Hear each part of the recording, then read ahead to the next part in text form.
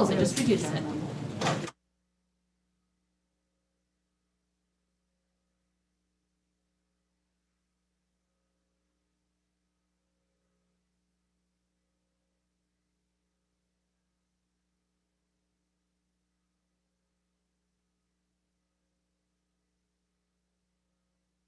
Almost. Okay.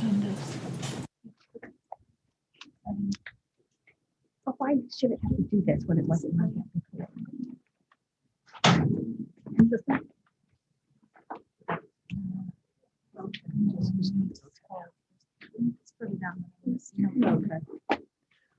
Okay, we're going to resume the August 9th, 2021 U46 Board of Education meeting. According to what we're seeing on the Weather Channel and other places, the tornado alert ended at 7:30 and they have not revived it. So hopefully the storm has passed. If we could please stand for the Pledge of Allegiance and then remain standing for a moment of silence. I pledge allegiance to the flag of the United States of America and to the republic for which it stands, one nation, under God, indivisible, with liberty and justice for all. We'd like to take a moment of silence for 3 U46 students who recently passed away. We remember 2 Bartlett High School students who were involved in a single vehicle accident in Bartlett on August 3rd. Alex Zerwick would have started his junior year at Bartlett High School this month. He passed away on August 3rd. Cameron Kelty, an incoming sophomore, passed away on August 6th. We will keep their families and friends in our thoughts and prayers. Additionally, we remember Abel Castro Jr., who would have been a 7th grader at Kimball Middle School in the fall. He passed away on July 15th, soon after being diagnosed with leukemia. Abel spent his entire elementary career at Ridge Circle Elementary School. In June, he won the school's Proudest Panther Award for continuously striving for excellence and understanding that hard work and determination are the keys to success. We will keep Alex, Cameron, and Abel's family and friends in our thoughts and prayers.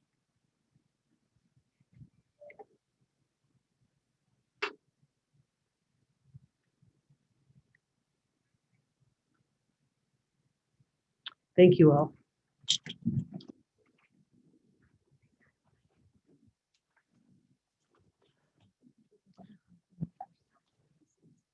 All right, the first item on our agenda is strategic plan report. Mr. Sanders. Thank you, Madam President. I'd also like to note that Janelle Rain, the principal of Ridge Circle, also is here for the moment of silence on behalf of her school community, and I'd like to thank her for being here. Our first strategic plan report is our return to learn plan for 2021, 2022, and let me try to share my screen here.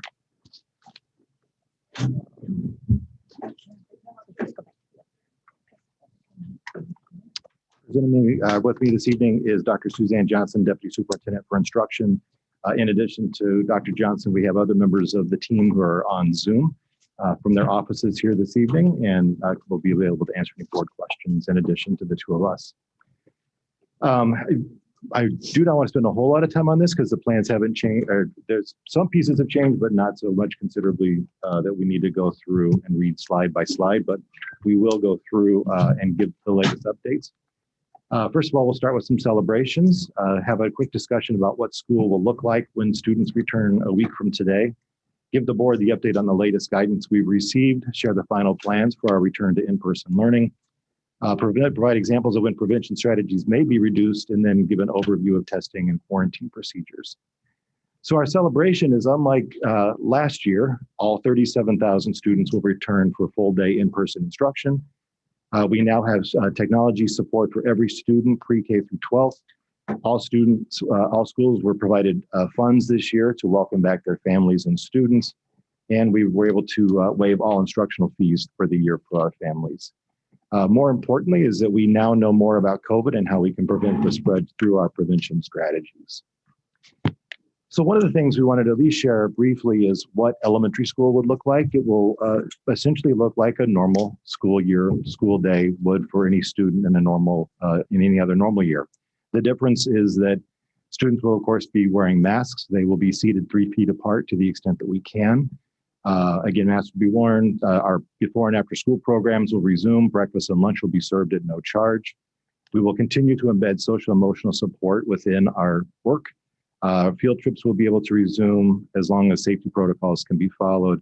And I'd like to note that a traditional school day does incorporate, or school week would incorporate the specials of art, music, and PE. In middle school, middle and high school, the same thing. Students will attend school every day, all day. There's not going to be split days, no A and B days. Kids come every single day. They're going to feel like they're back into a normal school, just with the requirement of wearing a mask, social distancing to the extent possible, and following the hygiene etiquette. Concerts, plays, and extracurricular activities will resume, but we'll have to follow the prevention strategies that are in place at the time, which may mean reduced spectators. Again, breakfast and lunch will be served at no charge, and field trips will be able to resume as long as safety protocols can be followed. So the updated guidance, as the board is aware, on July 27th, the U.S. Department of our U.S. Centers for Disease Control and Prevention updated their guidance, recommending that universal indoor masking for all teachers, staff, students, and visitors to school, regardless of vaccination, should be contemplated. The Illinois Department of Public Health immediately followed suit and issued a similar proclamation that masks should be worn indoors, regardless of vaccination status. All 3 of our health departments, Cook County, DuPage County, and Kane County, similarly strongly recommend or strongly endorse the guidance from the CDC and say that we should be masking up students and staff regardless of vaccination status. And finally, most recently, on August 4th, 2021, Governor Pritzker signed an executive order requiring masks to be worn indoors inside of all schools by teachers, staff, students, and visitors to schools, regardless of their vaccination status. As we shared at the last meeting, vaccinations continues to be the largest area where we can prevent the spread of COVID. So we will continue to encourage vaccinations among anybody who is eligible.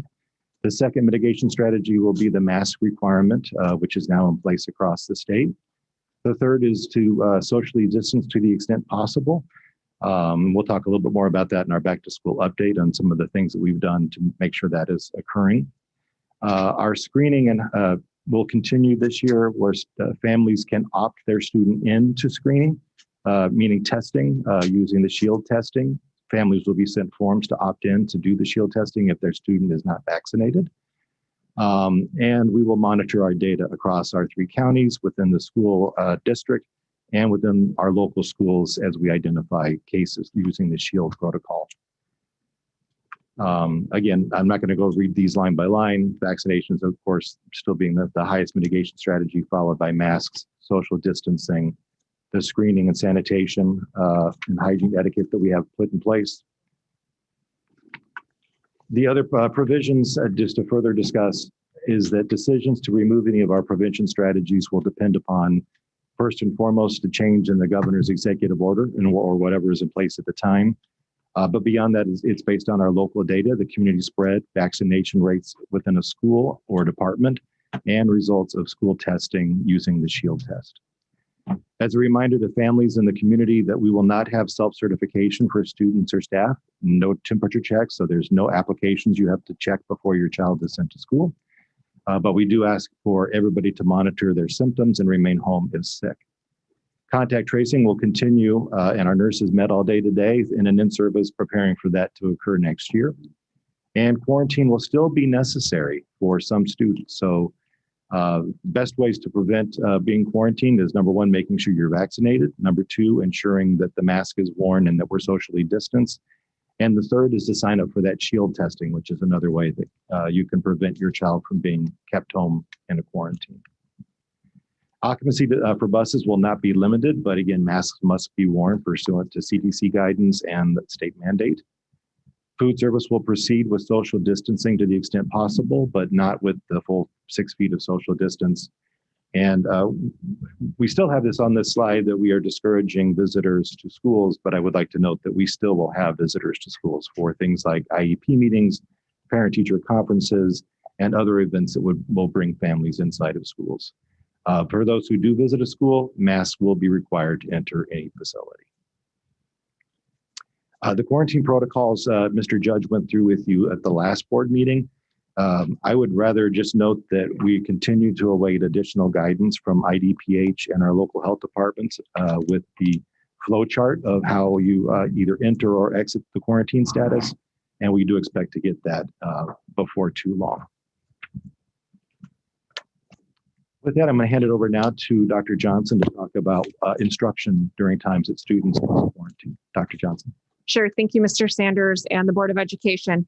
So as identified, we will be ensuring that students who are in quarantine continue to receive access to instruction from their classroom teacher. We also, though, identify, of course, this is to support Illinois State Board of Education's resolution in May and our ongoing commitment to providing that access and those resources for all of our students. Thank you. We will continue to utilize Canvas, which is our learning management system. Most of our families and certainly our staff members over the course of the last 18 months became familiar with Canvas as location for housing, resources, and other support strategies for students while they were learning via distance. And that will continue to be the expectation. So teachers will be required to make sure that those resources are available via Canvas so students and or households are able to access them there. It is possible that dependent upon the course and the appropriateness of concurrent instruction, that it could be that a student would be receiving some concurrent instruction. But I do need to note that teachers are not required to provide concurrent instruction. Again, with the levels and the mitigation strategies that are being put in place, the emphasis and the priority will certainly be on providing that instruction to students who are in person. Meanwhile, also supporting students who may need to quarantine with access to those resources. We are working then to establish a tutorial system where sessions will be available to students before or after school to support their learning during quarantine. So students would be able to be enrolled to receive those tutorial sessions either with their own teacher or a teacher, again, at their site to be able to support that instruction while they complete a quarantine interval.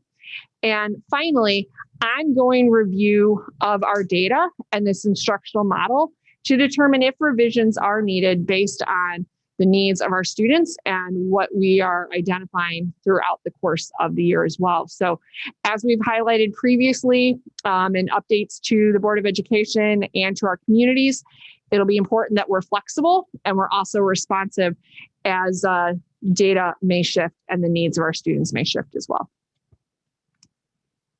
So our next steps, here we are before the board tonight.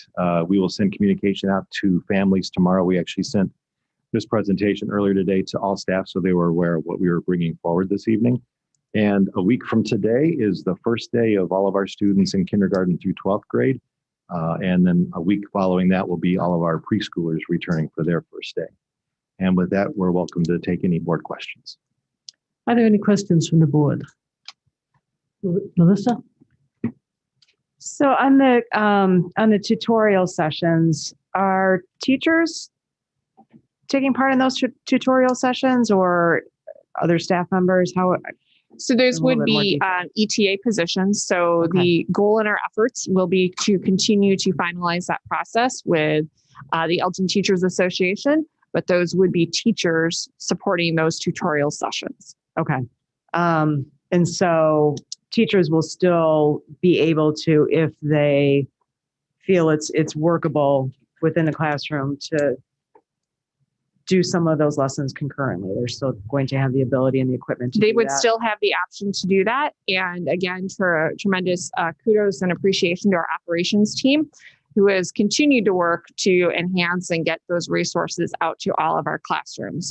Just because we've made this commitment, of course, to return to all in-person instruction this fall, does not mean that they have let up at all with securing all of those devices and really continuing to set up our classrooms to be able to be responsive if that's appropriate. And I think we can all think of potential scenarios where that might be the most appropriate means for learning for students. Lab classes, of course, are something that comes forward. It's be difficult to duplicate some of those things Right. Outside of a student being able to join the class via distance learning and Zoom, for example. Okay, thank you. Don? Okay, I'm gonna apologize because I actually wrote down what I wanted to say today. It's been a long week. Okay, so I'm gonna read, so I apologize, that I talked. I'm gonna start by thanking Mr. Sanders for starting the presentation with a positive.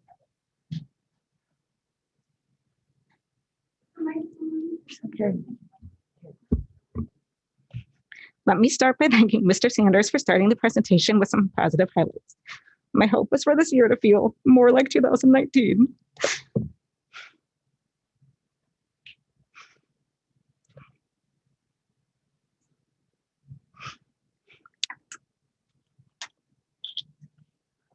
But with safety measures in place and much less like 2020. While we really won't know until the year begins, it does seem like we are on that path. I'm just going to apologize though. For anyone who's in the Bartlett community, you know it's been a hard week. And I have kidded all who's affected and friends. So I apologize that I'm emotional tonight. I had hoped I would not be, but that is not the type of person I am. Okay. So I want to talk about the social distancing slide. And I know I brought it up previously and I'm going to bring it up again. While I understand social distancing is one of the mitigation layers, I have concerns for how this affects our youngest learners. Play-based learning, social emotional development, and growth center a lot on social interactions at that age group.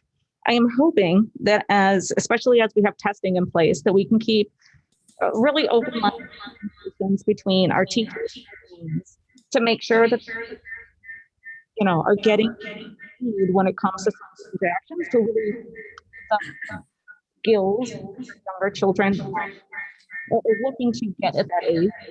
And what kind of feedback we've gotten from the younger elementary type, they have concerns in those age groups.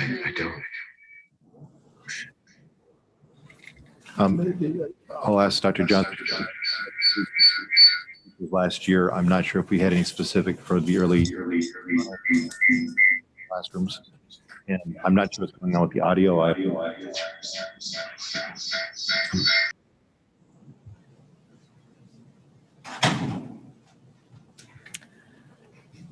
Yep. So, you're not getting feedback, so that's well, not now. So it does continue to be a question around certainly how we can engage students in some of our strategies that we know are so essential to promoting that learning. So for example, I know Ms. Majstorovich is going to talk during our next presentation, even around our work with academic teaming, because what that tells us, right, is that we're working to bring students together. And so we're still going to do that. The teachers that I've worked with, I was part of a professional development session today, have identified ways that they really feel that they can make every attempt to try to have more student interaction and connectivity to be able to do this work. I want to highlight that and emphasize that we are in a far different place in August of 2021 than we were in March of 2020.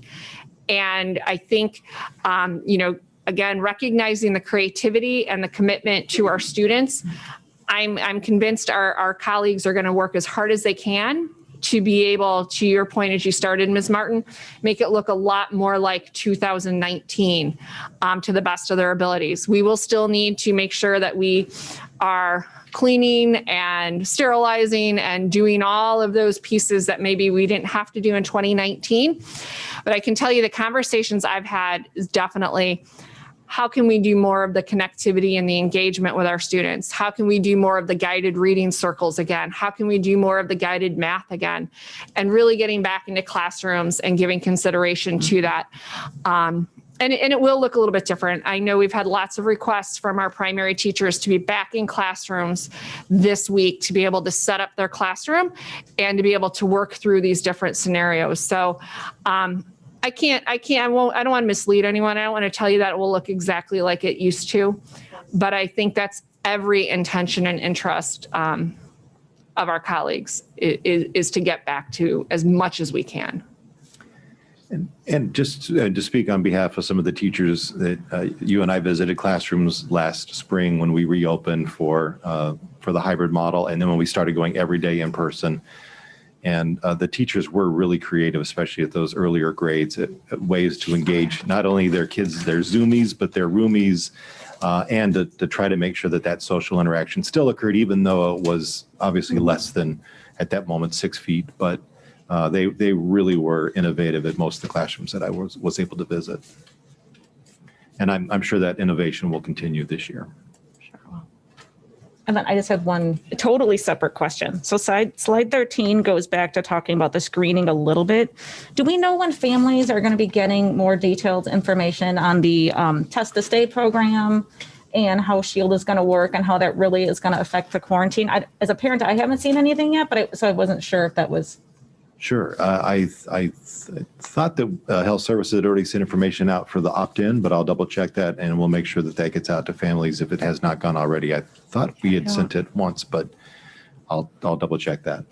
Okay. So it's for students who are unvaccinated, and if the benefit to a family that chooses to participate in the SHIELD testing program is if your child remains asymptomatic. Even if they test positive, they can still continue to come to school without being quarantined under the state current protocols. Again, we're awaiting the follow-up flow chart from IDPH to concur that they're confirming that that's the case, but the intent is to try to keep kids in school using that SHIELD testing. So they really are emphasizing the ability to remain out of quarantine if you participate. Right. I thought that was it. Someone else had asked, I had gotten a question from someone asking when the information was go out. So if it did go out, I think there's some families who may not have received it. So I just wanted to follow. We'll follow up. Yeah, we need to follow up. Mr. Sanders, I could operate. I think it was out just to be translated into Spanish and for some final revisions. So it has not been sent yet, but it should be later this week done. Thank you. And again, we're not starting the SHIELD testing until September. So we'll come back in, get situated, and start that in September. Mr. Sanders, can I clarify something that you said? Yes. You said that if a student is asymptomatic, is unvaccinated, asymptomatic, and is testing positive, they don't have to go into quarantine? No, I need to double check. I may have said that wrong. No. Okay. If you're if you're in the SHIELD testing program, as long as you remain asymptomatic, you will not be quarantined. If you come back positive, I need to double check, but I'm pretty sure. I don't know if Judge is with us tonight, so we'll follow up and make sure that yeah, that's I'd like very some clear. Clarification on that, because those are two different things, right? And I've been on calls this week with both Kane County and DuPage County. We're all awaiting that upcoming the flow chart from IDPH, which they were hoping it would be out today. But when it comes out, I'll make sure the board sees it, and we'll make sure we communicate that out. Great, thank you. It would be useful to have something on the website just to say, Absolutely. this is a process, we go through. Yeah. Other questions? Don? I apologize. So this I didn't have written down. So I don't know if you've had a chance to look at it, but apparently ISB released a new updated document at like 11:30 today. Mm-hmm. I have not had a chance to go through the full document, but are we anticipating any large changes to our plan based on the updated guidance today? Like, have we? From ISB? Yeah. So they actually put it out Friday, and we started reviewing it over the weekend. Then they took it down on Saturday. Then they put it back up, and now it's back down again. That was back down again. But based on our initial review, no, there's no substantial changes that we would need to make to our plans based on the updated guidance from IDPH and ISB that they just put out. Good, thank you. Yep. Kate? I just wanted to add I had sent a couple questions in advance, and I appreciate the answers for those, especially the idea, if you didn't see, I asked specifically about lunches. Was it going to be grab and go, or was it going to look more like 2019? And it sounds like it's going to be more like 2019. It's going to look, best we can. It'll look like 2019. Yeah. So that's good. The kids will have a variety of food, and I love the fact that we're choosing to spend our money to feed everybody. Yeah. And just wait for the next strategic plan report. You're going to hear some of the new menu options that the kids fell in love with while we've been in quarantine. I'm sure I'll hear about them from my own children, though. So, Other questions? Veronica? Oh, your microphone's not working. Okay. Did it get unplugged? Do you know? I don't know.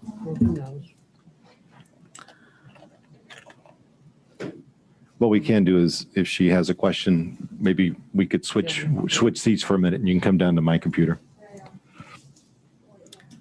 Anyone else? Okay, now back to the school readiness report. So similar to the previous report, this is just an annual update that we give to the board on several topical areas. So coming forward to help me with the presentation will be Ann Chan, Assistant Superintendent for Human Resources, Dr. Josh Carpenter, Assistant Superintendent for Teaching and Learning, Ella Majstorovic, our Assistant Superintendent of Schools, and then I will close this out with an update on some of the operational areas. So to start us off, to give the board an update on all things human resources and where we stand with staffing is Ann Chan. Ann. Well, thank you for the opportunity to provide a teacher staffing update to you all tonight. Well, in preparation of preparing tonight's notes, I looked back on my 2 previous report outs to you. So this upcoming September will be my 3rd anniversary with U46. Looking forward to that. In school year 1920, I sat here and reported out to you that there were 49 open positions for that school year. In school year 2021, I reported out that there were 60. This year, the number is 88.9 open positions. This is an above average number. I feel that the last 18 months was an above average time for us. A factor for this above average number is that the district intentionally created positions to ensure the safety of our students and staff. At the conclusion of our annual ETA staffing process, I want you to know that in May, we had no elementary bilingual open position. Every single bilingual position in the elementary level was staffed by a teacher. In late spring and early summer, the district was deliberate. We met with every administrator in each of our schools and talked through the capacities of their classrooms, their buildings, to make sure that we had enough space for our students. In doing so, the district intentionally added 38 one-year-only elementary positions. We added 18.6 secondary positions. In total, the district intentionally opened 56.6 positions to reduce class size for the safety of our students and staff. If we didn't do that, our numbers would be much, much less than what I reported out to you. In addition to that, as of this morning, I haven't looked before I came in here, I apologize for that. As of this morning, we had 19 pending teacher offer transactions. We will get those numbers down. Just like our previous years, we do have opportunities to ensure that there will be an educator in each classroom. We will allow our secondary schools to offer overloads. We will provide opportunities for our teachers to team teach. We will contact our retired teacher corps. And the district was also deliberate to ensure that we are competitive with our subs or the substitutes. We were able to increase through under the leadership of Superintendent Sanders, the daily rate of substitutes for our daily subs, as well as SPED and dual language substitutes. What we learned from last year, what helped us in coverage in the secondary schools, we were able to open up positions, building subs. These are substitute teachers that would report to the secondary school, and their responsibility is to provide coverage for daily absences, very different than a long-term leave, because if a teacher was out for a long-term leave, we would hire a long-term substitute. We will be bringing the building subs back to the secondary school.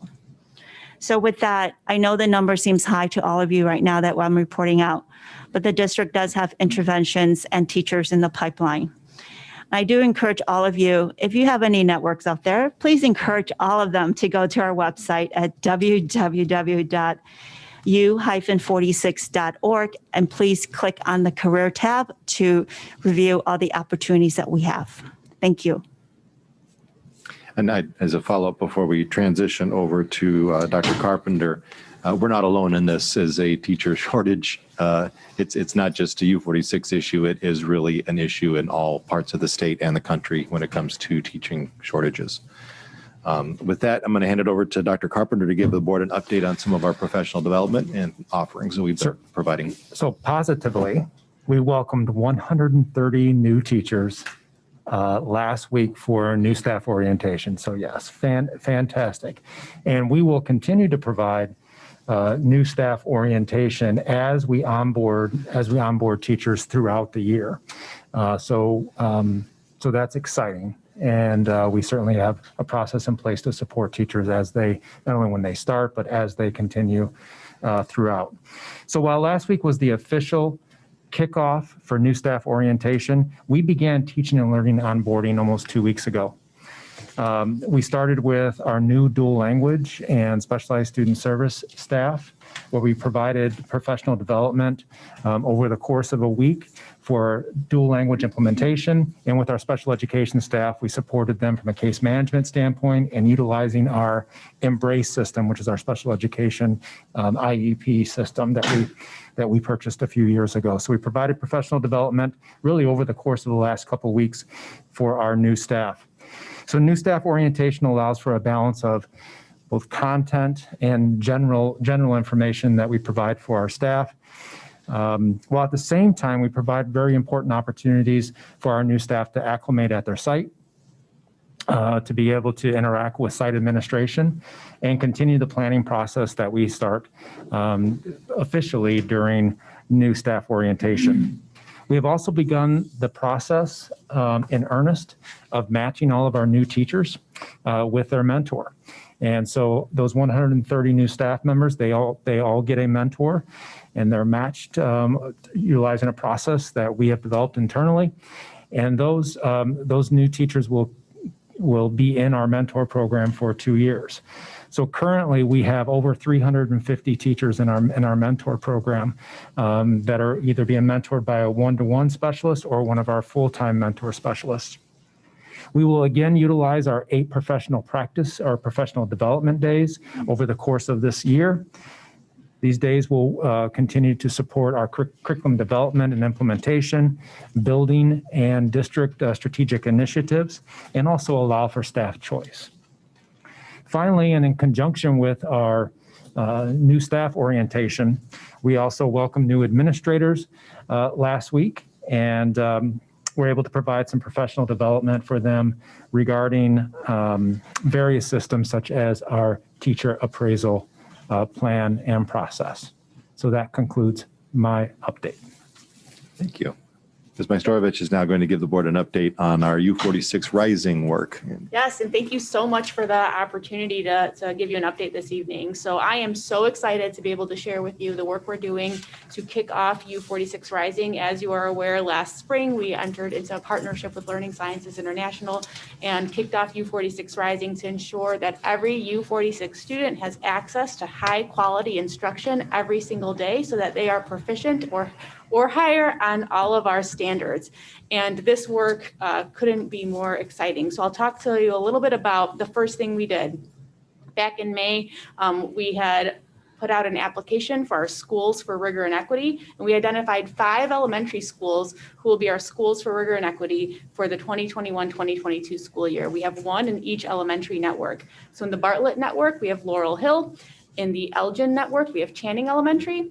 In the Larkin network, we have Creekside Elementary. In the South Elgin network is Willard Elementary. And in the Streamwood network, we have Parkwood Elementary. We worked with those principals and the teams over the summer to rearrange their schedules, to work on hiring additional staff to be able to provide specials instruction in digital literacy and health at each of those schools so that teachers can have time during the school day to plan and do this work embedded throughout the year. So that's work that we did with those schools. They will all have a full-time instructional coach as well. And so we're working with that. We also coordinated a lot of different professional learning opportunities for our administrators this summer. So throughout the month of June, we had all of our principals, our cabinet members, and our executive directors and our instructional directors participate in a book study with our partners. We read The Power of Student Teams. That book study then is also going to be facilitated by our Office of Schools, as well as our Office of Teaching and Learning and Office of Equity and Innovation for all of our remaining district administrators as well as our site-based administrators who are not principals. So assistant principals, associate principals, athletic directors, deans. That's going to happen throughout the month of September. In June and July, we had opportunities to do a measuring implementation training. So this is where we got professional learning as administrators. So again, cabinet directors and principals on a tool that we'll be using as we visit classrooms to identify evidence of student learning in the classroom. And so about half of our principals, directors, cabinet members, and executive directors were trained over the summer. We have additional sessions coming up at the end of August. And then our remaining coordinators, assistant directors, teacher leaders, all of the other people, site-based administrators who are not principals will be trained again, starting at the end of August and then at the end of September. And so they'll all be trained in this tool because our goal is to be able to go into classrooms with a consistent tool to see evidence of student learning. And that's how we'll be measuring that along the way. In addition to that, I'm super pumped because today we kicked off Academic Teaming 101. And so all of our elementary school teachers, as well as we currently have around 70 middle and high school teachers who are our early adopters at the middle and high school level as part of the consortia for Rigor and Equity, are going to be participating in Academic Teaming 101, which is the first session of professional development for our teachers to learn how do we do these instructional strategies and learn about them and be able to plan and implement them in their classroom on a daily basis. And so we kicked that off today. We had 9 schools. Every single school will be trained between today and Wednesday. And then we'll also have a makeup session in September for our teachers who were not able to attend. So we are very much looking forward to doing this work. We have a team. We've met all of our faculty coaches as well as our leadership coaches from Learning Sciences International. There's one faculty coach and a leadership coach assigned to each network. And then there's one for the middle and high school consortia. And so it's been going very well. We're very excited about it, and we look forward to continuing this momentum. I think everybody has had a great opportunity. And then, of course, I almost forgot to mention, we spent time as cabinet last week with Michael Toth, who is the founder of Learning Sciences International. And so we were in a retreat with our cabinet team because we're really looking to change our system and change the way we operate to produce better opportunities and outcomes for kids. And then Michael was also our keynote speaker at our all administrator meeting last week as well. The other thing I did also forget to mention is in July, a couple of weeks ago, every school has an instructional leadership team. And so we had 2 days of instructional leadership team training for those members of every single school. So we had about 180 participants participate in those 2 days of leadership training, and they were awesome. And so we talked a little bit about what are we doing as a district was the first day. And then the second day we talked about the building blocks of leadership. And so what does it mean to be a leader in my building? So it was both a combination of site-based administrators and then teacher leaders from the buildings as well. So we've got a whole system set up and it's only going to get better. Yeah, and I'd have to just say a special thank you to all of our administrators and teachers, teacher leaders who really worked incredibly hard all summer, didn't really take a break because they were studying, reading books, and doing this work together. So after 2 summers in a row that they were all actively engaged trying to stay ahead of the curve. So on the operation front, transportation update, all of our routes are completed and route selection is done by our drivers. We have 261 routes to start the school year.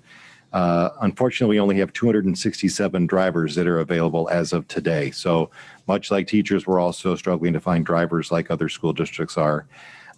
We continue to seek out drivers. So if you know of anybody that wants to learn how to drive a bus, we will get you the training.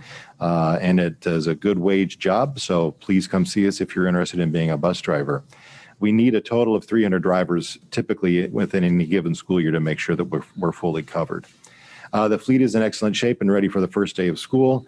And the transportation department will have their back to school in service on August 11th, and that'll be done virtually.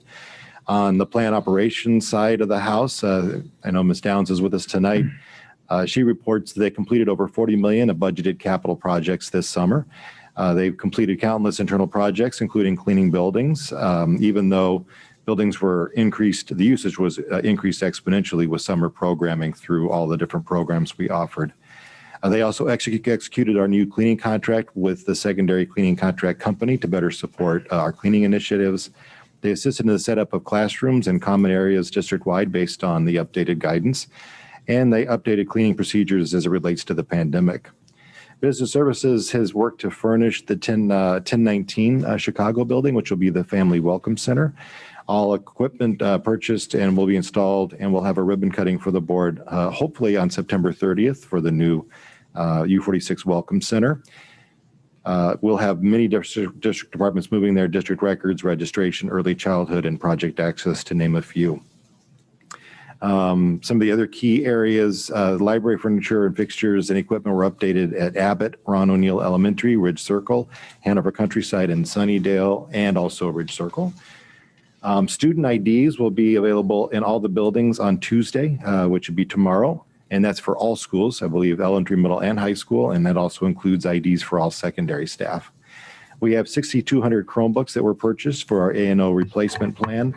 2,300 classroom monitors were purchased, and some of those are beginning to arrive so that they can be distributed to schools. And we'll be prioritizing our elementary schools first with those monitors.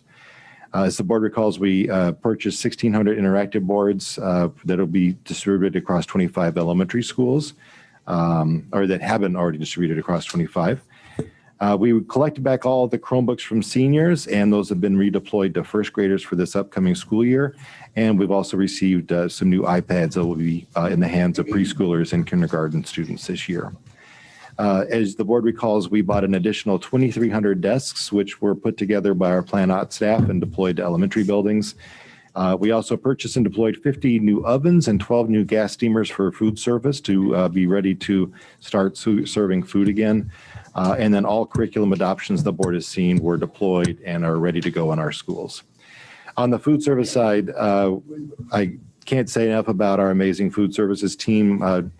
That's one group that never did stop working from March 2020 on, braving the elements, doing curbside pickup throughout the school year. Very demanding jobs that they had to step into, and they all did a phenomenal job. They have their back to school meeting on August 10th, and the entire team is excited that they're going to be back in front of our students this year. Elena Hildreth, their director, says that's what we do. Everything we do is every day is for our students.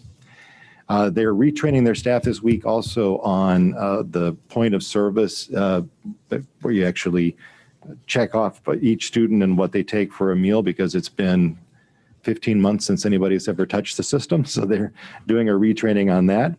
And they tested out over the summer some of the new meals that will be launched this year. And some of the most popular ones include Salisbury steak with beef gravy and mashed potatoes, garlic Parmesan chicken over rotini, cheese enchiladas, which are actually handmade in-house. 2 per servings, you get cheese enchiladas. She says it's not easy, but the students really love the flavor. Orange chicken over brown rice is a huge hit, as well as the barbecue teriyaki chicken over brown rice. We're still working on the sloppy joes. Apparently they weren't that popular. But 2 of the other popular choices are rotini with meat sauce and the cold ranch chicken pasta salad. So if you had a chance to drive by food service, you'll notice the garden is back up and running. And so they're producing fresh fruits and vegetables. And they're just awaiting the day that we can reopen our salad bars again to students. Hopefully that's something that will occur within this school year. From Information Services, they've worked to set up classrooms as well with the new technology bundles. They set up a transportation call center, as they do every year, to take calls from parents. And they've helped ensure all students are assigned a one-to-one device. And last but not least, Financial Services, in addition to building a budget and working in the middle of the annual audit, set aside welcome back funds of $200,000 for schools to welcome back families in some way that's special to that school. So each school was given funds to use. In addition to that, we gave schools $30,000 total for shirts to bring for their staff, just to build up staff morale. So that is an update on the operational side. And with that, we'll take any board questions. Questions from the board? Thank you for all the work you've done. It's been really amazing. I know it's been tough restarting things, but sounds great. I had a couple of questions. You didn't mention sports, high school sports. I assume it's going to be back to normal? Yes, so high school sports will be going back to normal. We meet as an athletic council on Wednesday, but they have been, today was the first day of fall sports. So Okay. everybody was, participating, all the students were at the schools, obviously following all of the safety guidelines and the Illinois Department of Public Health return to play guidelines. So that's important. Indoor masking is in place as well. And then we are also going to be discussing middle school sports as well. Great, thank you. Anyone else? Okay. Oh, go ahead, Kate. Well, I'm happy to see how excited everybody is. Yeah. It's nice to have a year that feels more normal, and excited to hear about the new food options and all the new technology. So just really thank everyone for all of their hard Yes, work. thank you all. I don't know that there are enough words to say how thankful we are to have such a great staff here in U46. Yeah, especially our 2,700 teachers. Thank you for all you've done. Our administrators, and our operational teams. Everybody's been just doing everything they can that's necessary to start a one day of back to school. We're not going to have 4 this year. We're going to have 1, and we'll be reopened for the whole year. So. Okay, next item. Well done, no more questions, right? Next item is public comment. How many public comments do we have? I believe they're going to pull up the public comment spreadsheet so that people can see who's coming up. I believe we have, at last time I checked, we had 23. So we would be, I believe, is that correct, Ruby? We have 23 total. So we'll have to reduce them to 2 minutes per the board protocols, if I remember correctly. Yes, so, and are they all on the agenda subjects, or are they? I do not know. I don't think so. Like the last 8 Okay. are different topics. Okay, so the last 8 are different topics, she says. Okay, so you, Double check the exact one, but the last ones are different topics. So we'll do the ones related to, our policy says when we have more than 20, we give everyone 2 minutes, and we do the ones that relate to items on the agenda at the beginning, and then any that relate to items that are not on the agenda at the end. So we'll do that. Thank you. Good evening and welcome to the Board of Education meeting. We are now at the public comment portion of the meeting. Attendees wishing to make a public comment in person or via Zoom tonight were asked to complete a request to speak form in advance. Those who chose to speak via Zoom were provided with a webinar ID number to call in promptly at 7 p.m. tonight, or 7:30 in this case. As always, speakers will be given 3 minutes to share their comments. The board listens to the speakers but does not respond to individual questions or comments during the meeting. A written response will be mailed to the speaker requested on the form. Those who provided a public comment but chose not to speak publicly in the meeting were asked to submit an email to board@u-46.org. Those emails were posted on the board agenda for public viewing. Buenas noches y bienvenidos a la reunión de la Junta Educativa. En este momento abrimos al público la oportunidad de hacer comentarios. Los asistentes que deseaban hacer un comentario público esta noche, se les pidió completar un formulario de solicitud. Si eligieron hablar vía Zoom, se les proporcionó un número de identificación de la reunión en línea para llamar a las 7 o 7:30 esta noche en particular. Como siempre, los oradores dispondrán de 3 minutos, pero en esta ocasión solo serán 2 minutos para hacer sus comentarios.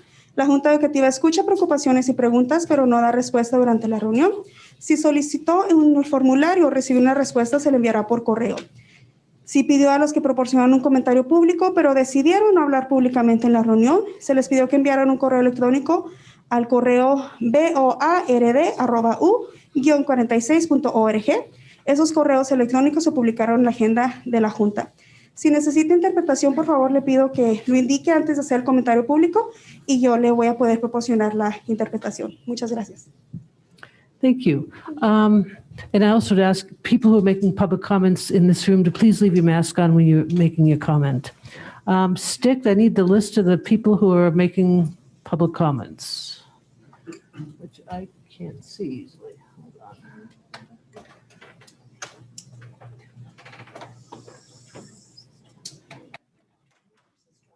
Change. Okay.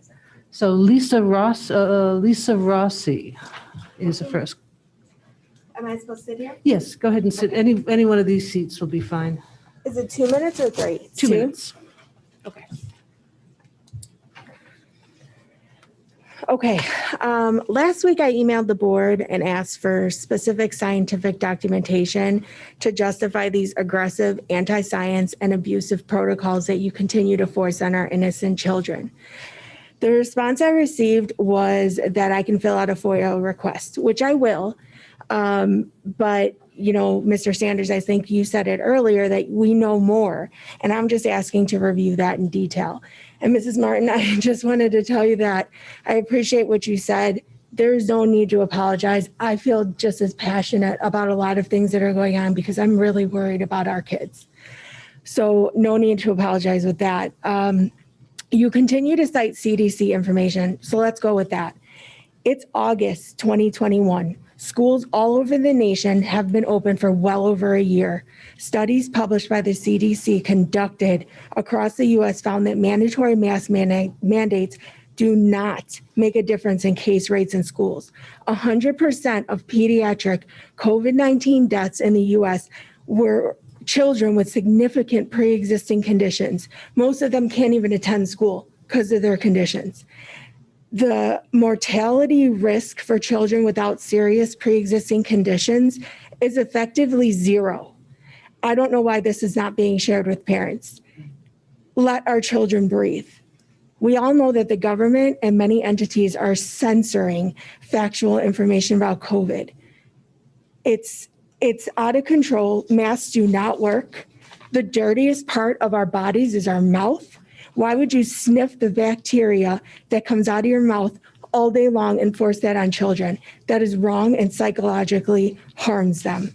And ADA requirements, there's a lot more that I'm going to have to say about that because you're only giving us 2 minutes. But the last, oh, it's no, yeah. Thank you. You can't say it. If you want to leave a copy of your remarks, we can take Email them. or email them. Can Yes. I email them? Sure. I mean, I just have a lot more and I wanted to share with the group too. Sure. The 2 minutes is just not enough time. Okay, our next speaker is Angelica Rule.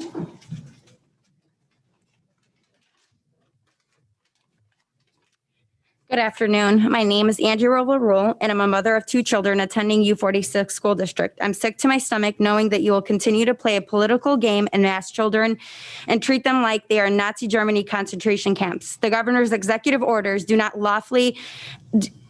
have lawful enforcement mechanism. It has been said over and over again that masks don't work. According to the CDC themselves, there are chemicals used in textile processing, which means some levels of lead can be found on the masks. There's no safe levels of lead either, so our children can be exposed to lead since they're inhaling the particles and sucking on their masks.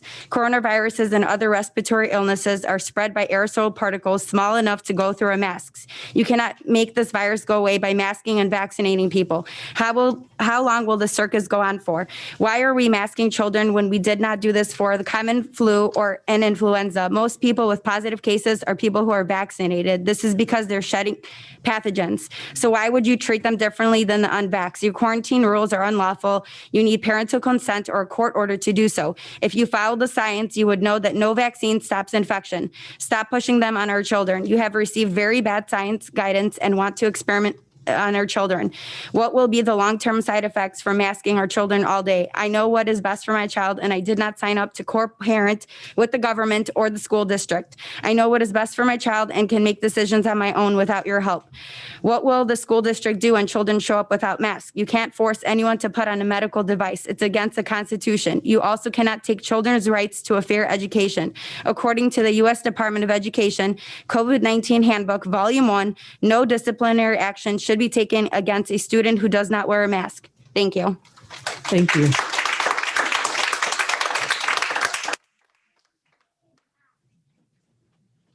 I believe Melissa Varner is next. Is she here on Zoom? She's on Zoom. She's on Zoom, okay. Yeah, let me look here real quick. I apologize.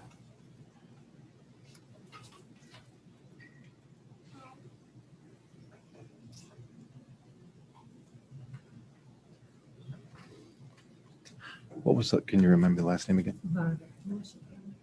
No, I do not see her unless it's under a phone number. Was there a phone number listed?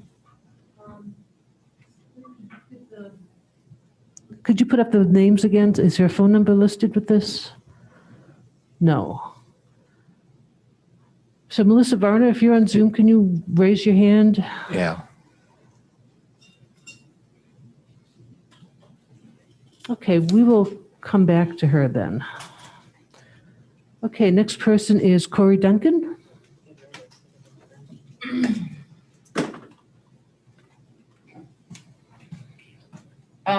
Just so you know, I don't know if kids should hear what I'm gonna say. So. Hi, I'm Corey Duncan. I'm here tonight with grave concerns regarding Senate Bill 818. This bill completely rewrites existing state standards for sex education. I understand that you are not legislators. However, we call on you to repudiate the curriculum mandated in this bill. I have the book here. The bill mandates the teaching of the books like It's Perfectly Normal at the 3rd grade level. This book offers a graphic description of masturbation and orgasm, ending with some people call this coming, page 44. We have a 3rd grade daughter. She's 9 years old. She calls us mommy and daddy. She asks us to kiss her boo-boos. She believes in Santa Claus. In the movies, if a child or a dog are hurt, she cries. She's a sensitive little girl. She is not emotionally equipped to be exposed to concepts of ejaculation, which is described as sperm is spurted out of the penis on page 52. She cannot handle concepts of pulling out oral sex and anal sex, which is described as when a male's penis goes inside of another person's anus. Page 53, the book goes on to inform these children that after having an orgasm, people usually feel quite content and relaxed. That's on page 51. This is an innocent child. She loves to paint and watch animated movies. She believes mommy's kisses fix all and that Santa Claus brings her presents. She cannot understand these concepts. She does not want to be exposed to this. This will traumatize her and children like her. This bill and its content sexualizes our young children. Because we're not talking about teenagers here, are we? We're talking about 9 and 10 years old. 10 and up, the book says. Okay? Are we to believe that children at this age are having anal sex? Why are we teaching them about it? Would you sit down with your 10-year-old and describe in detail the oral sex you had with your spouse the night before? Would you? With a child of any age for that matter? No, you would not. Then why would you deem it appropriate to do it in school by teachers? Given the emotional and cognitive level of elementary age children, this is abuse, nothing less. This curriculum is pornography veiled as sex education. When introduced too early, we won't stand for it. Thank you. Thank you.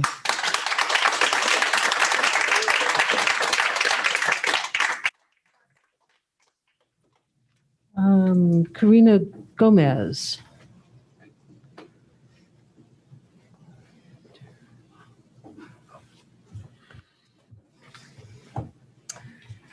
Hello, my name is Karina Gomez. I have 2 children in U46. I am here again regarding the forced masking of our children.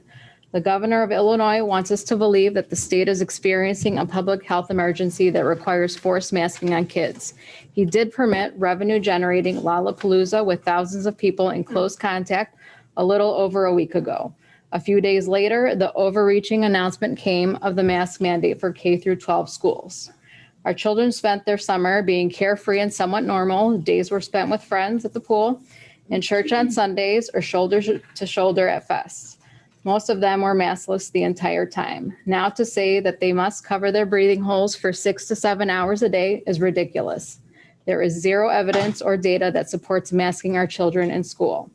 I would like to see where in the Illinois School Code or the Illinois state law it indicates that our governor has the legal authority to enforce a mask mandate.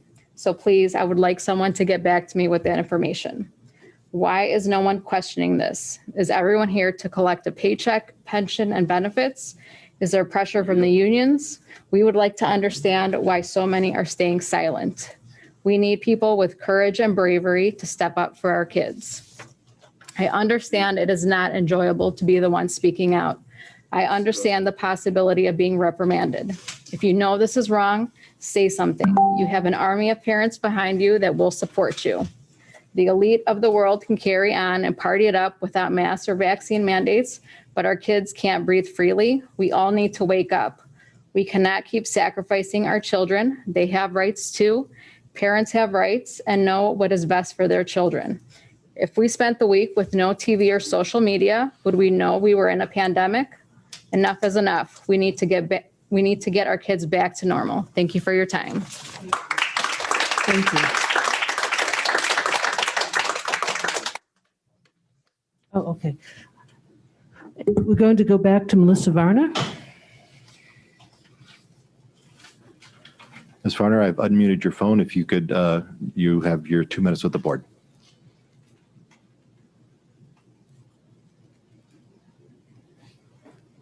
Ms. Varner?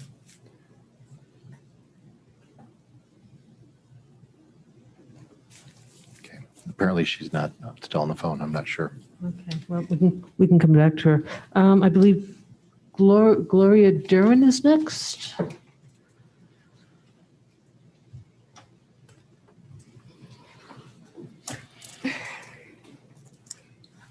Okay, last month, our words fell upon deaf ears. So please listen up now. Everything I speak on is backed by 350 fellow U46 parents. This group is growing rapidly, and you need to know that we will never, ever stop fighting for our children's health freedoms. You voted against this even before the statewide mandate. And the shield testing is the scammiest of all COVID scams. Imagine a virus so dangerous, so evasive, you need to be tested to even know you have it. There's no doubt about it. We're living now in a dystopian reality. District U46's mission reads as follows. Our mission is to be a great place for all students to learn, all teachers to teach, and all employees to work. Does this mission align with your motive for occupying that seat? If not, do us all a favor and resign. Any one of us will gladly replace you. If you're up there napping through important discussions, step down and get out of the way of those of us fighting this battle against our children. With that being said, I want to thank you, Mrs. Martin, for courageously advocating for U46 students.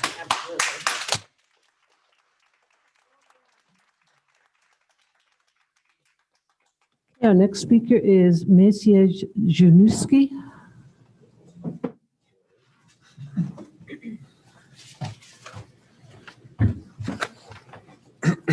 Good evening. My name is Maciej Dłużniewski, and I have 2 children in this district. Many of us know masks do not protect us from COVID-19. There are many doctors who have the courage and speak up for our children and state how harmful they are for them in many ways. Why are you not listening to them? You are following CDC guidelines which state, get vaccinated so you get your lives back to normal. You will not need to wear a mask. Are your lives back to normal? Do you not need to wear a mask anymore? Rochelle Walensky, CDC director, on August 5th said, COVID-19 vaccines no longer prevent transmission and at the same time continue to push for everyone to get vaccinated. Where is the logic in this? How do you not see what is happening to our country and our lives? By law, we the parents are responsible for our children until their 18th birthday. Not the district, not the government. I will not be responsible for your ethical, unethical education. I say stop to sex education and I say stop to CRT. You will not be teaching my children how to discriminate and segregate. I will not be responsible for monsters. We, the parents, know what is best for our children, and we will be making decisions for them. My wife and I will be raising our children to be good human beings, to respect and treat everyone as they would want to be treated, to have morals, ethics, and values. Fortunately for us and many parents, public schools are not the only option for education. If you would truly be here for our children, you would choose to stand up and fight for them. You have the power to do so, but sadly, you choose to follow and be a part of a political control called tyranny. Thank you for your time. Our next speaker is Agnieszka Bajorek.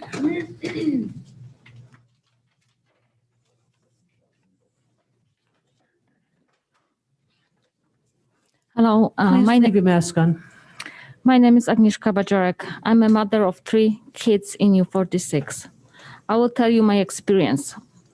My once healthy son had a medical procedure performed, a preventive one that was recommended by our family doctor, CDC, required by school. He got injured. Now he's in a special education. I haven't done my research then. I trusted professionals. It ended badly. So now I question everything, and most importantly, I research everything. So now I want to be in the position to make decision that is best for my kids, especially in the area of preventive methods, either if it's masks or vaccines. I do not want school boards to mandate COVID measures. You should not encourage, pressure, incentivize, shame, or coerce. You're not a medical body. I'm not an anti-vaxxer. I'm not anti-maxer. I'm pro-health freedom. I've never opted in to do co-parenting my kids with school boards or government. I want to choose for my kids. You who's making those decisions are not even paying the price if you're being wrong. Please make mask wearing optional at least. COVID presents almost zero risk for children, and adults either had COVID or the vaccine, or have been offered the vaccine. Stop using our kids as a shield to protect adults. And the last thing, all those COVID restrictions are dictated by positive cases. As you probably know, WHO confirmed last week that COVID PCR tests is flow. So estimate of positive cases that our restrictions are based on are meaningless. Do not consider our kids sick until proven healthy. This is wrong. Please make mask optional. Thank you. Thank you. Our next speaker is Linda S. She is here. Okay.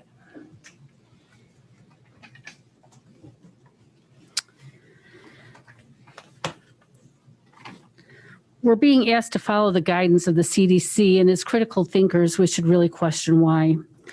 Tony Fauci said earlier in this pandemic, masks don't work, but then flip-flopped. Joe Biden's COVID expert the other day on CNN said cloth masks are useless and N95 respirators would be needed to mitigate transmission. Fauci said PCR tests are the gold standard of detecting COVID-19, yet we learned 2 weeks ago that those tests are discontinued and can't differentiate between influenza and COVID. We were told by Fauci that this is a virus that was natural, that couldn't have been manipulated or escaped from a lab. And then we found out later that it was, in fact, leaked from a lab from Wuhan. A Chinese virologist, Li Mengyan, said that the virus was manipulated, yet CNN, MSNBC, or anybody else won't even ask her to be on their program to say how she knows. Fauci said hydroxychloroquine is not effective and is dangerous, yet for decades it was available over the counter next to aspirin in countries around the world. We are testing people with no symptoms, and now only if they haven't had the vaccine, but we know that people with the vaccine are getting COVID. Dr. Simone with the American Frontline Doctors, brilliant doctor who graduated college at 19 and medical school by the time she was 23. She's been totally deplatformed. She uses hydroxychloroquine. And why does she use that protocol? Because for decades, it was shown that it was effective against SARS virus. We are being rushed to get a vaccine and giving money and theme park tickets for a vaccine that's not even FDA approved. They're rushing these approvals, which is unheard of. And do you know why they're rushing it? It's because the government is in with the media. I have a letter here that was written by Congressman Sean Casten and signed by 8 other congressmen saying deplatform anyone who says that hydroxychloroquine is take them down. Don't let them speak. This is a congressman stepping on the rights of American citizens, the First Amendment right for freedom of speech. And yet, this is why we're being censored. So we need to stop and think about this. The Nazis did this. China does this. If you could conclude, please. I'm concluding. The other thing is, I understand that this board in June is lobbying to get the so that future board meetings can be done just virtually and not in person. And then again, there's like another distance between you guys and the people who elected you. It's not a good idea. You know, it's like one thing to not even have everybody be able to be seen in a room, but then now it's like, okay, now If you could conclude, please. Thank you. I know. And you know what? Other board meetings, I mean, they give them a lot more time than just 2 minutes.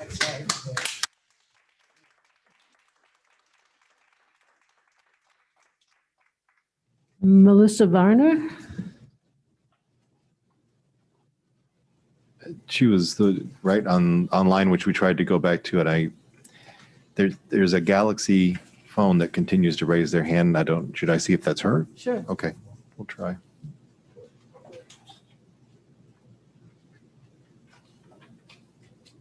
Ms. Varner, is that you on the Galaxy phone? If so, you're allowed to speak.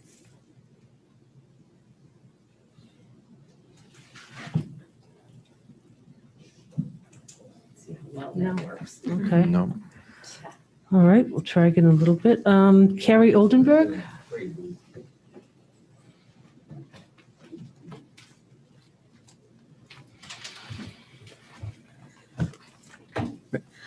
Good evening. To begin with, I was hoping. Please wear your mask. I am exempt, and I have explained to several people already. I have asthma. If I have an asthma attack. Covered by the ADA. Okay. To begin with, I was hoping that the board members could reflect. Last month, as well as other meetings, you heard parents give you research. There was some expert testimony. There was first and second-hand accounts of harm caused by masks. Well, Mr. Sanders has been on social media and has grouped all these parents into thinking that this is a snow day. These are parents, like, they're backing up why they're concerned about harm caused by these masks. And it feels, I mean, is this the view of the whole board that you are dismissing us? And I mean, I would ask that the board members consider, is this what you want to be represented as thinking? I did want to bring some more research to your attention about harm that can be caused by these masks on children. There was a study done in Saudi Arabia in 2001, and it was actually done on veils being worn.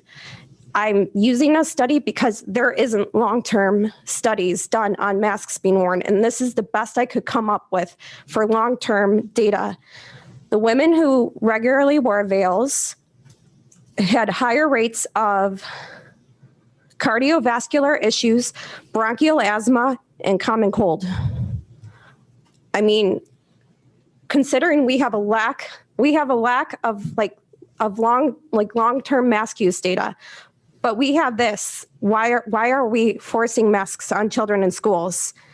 There was a German study done in October of 2020 that found 68% of the children surveyed reported impairments caused by the masks.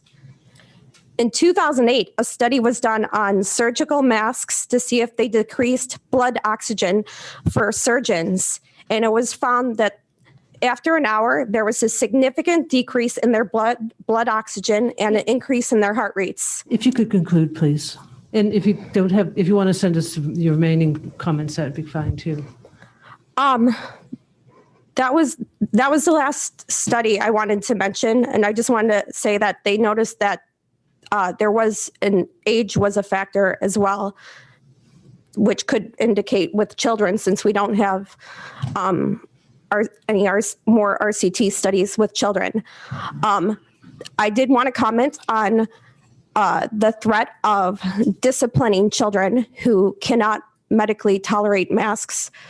I don't understand how the board could be okay with basically discriminating against students with disabilities, which there are a lot of disabilities where you cannot tolerate a mask, as I spoke to you guys about last time. I would like this to please be taken into consideration. Thank you. Thank you. Andy Vaquero?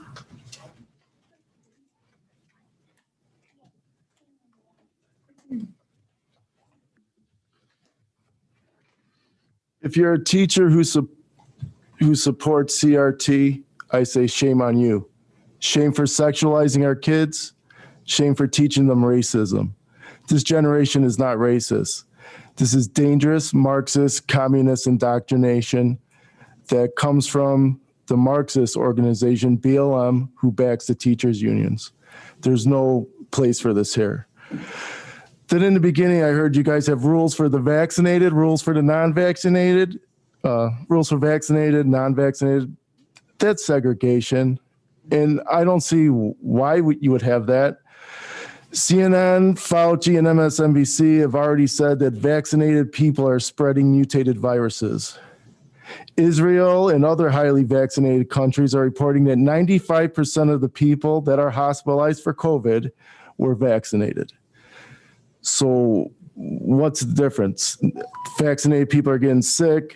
The narrative of this pandemic has been that it is a pandemic of the non-vaccinated. Just another complete lie. So maybe, unvaccinated people shouldn't be around vaccinated people with the facts that I've just said, but that would be wrong too.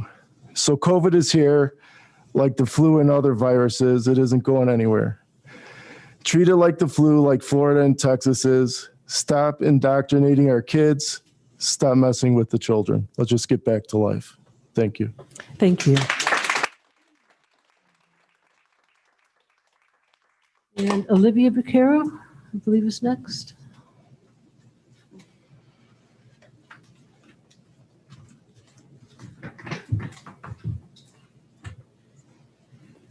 I've come here today to talk about choice. You don't have to be the mouthpiece of tyranny. You don't have to divide and destroy your community by enforcing these draconian COVID measures and approving these disturbing curriculum that perpetuates hate and deviance. You have the choice. You are supposed to be our leaders.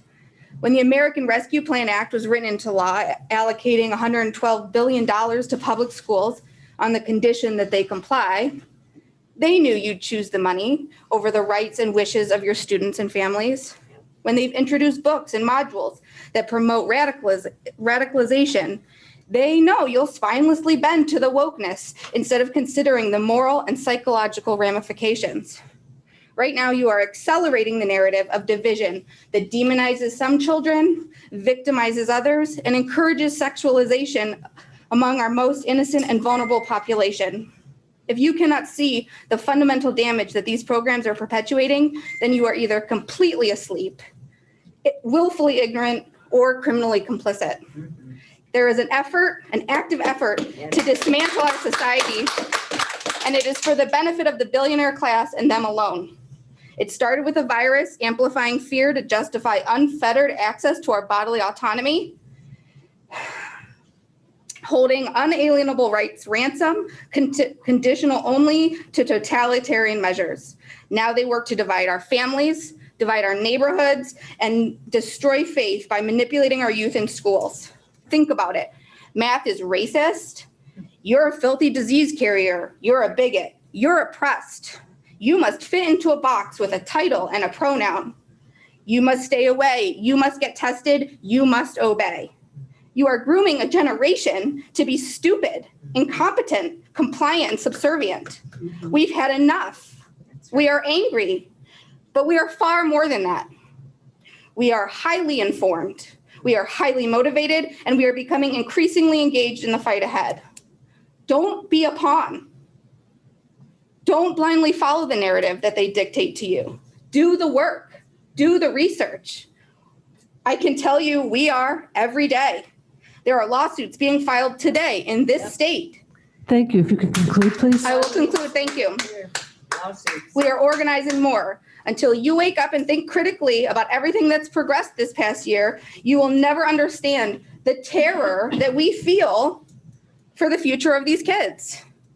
We are on the brink between freedom and serfdom, and it is the duty of anyone with a conscience to speak out and stand up. In the words of Thomas Jefferson, when tyranny becomes law, rebellion becomes duty. Thank you.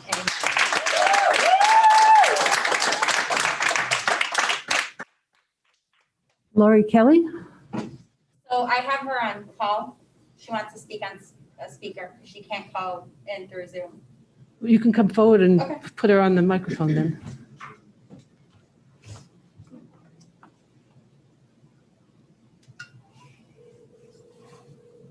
Sorry, give me 1 second.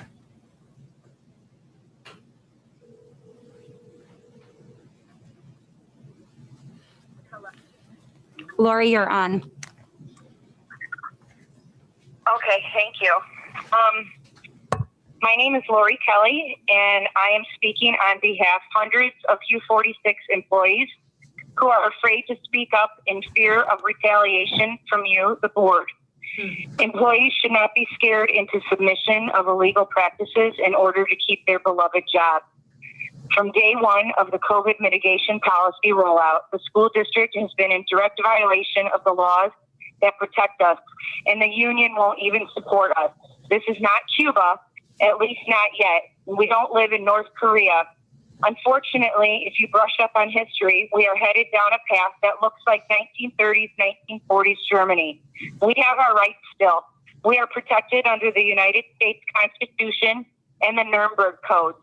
We are protected under the First Amendment of the United States Constitution for freedom of religion. We have God-given right to do what we feel is right to our body. No one else has dominion over our body. We are also protected under the 14th Amendment, under the clause of right to self-autonomy. Also, we are protected under the Nuremberg Code, which were enacted into policy following the Nuremberg trials, which were put into place because of the atrocities that happened during the Holocaust. I hold that one very dear to my heart because of my grandparents being in the camp. The Nuremberg codes protect us from participating in any medical or psychological experiments against our will, or having ourselves subjected to injecting medicines, wearing or utilizing medical devices against our will. And the COVID-19 mitigations fall under all of these. U46 does not have the right to enforce these rules as they are in direct violation of the law. As the ones who make the decisions for the district, you all have been implementers and co-conspirators in wickedness, and in turn making the U46 staff participate in the unethical, disgusting treatment of our most vulnerable and precious, the students. Do the right, lawful thing and make masks optional. Teachers want to choose how we handle our health and wellness.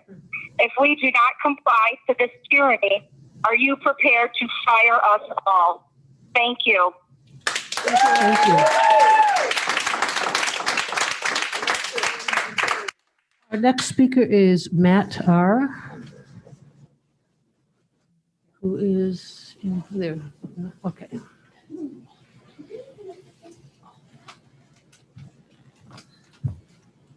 How you doing? My name is Matt Rolvel Rule. I do have two children going to a U46 school.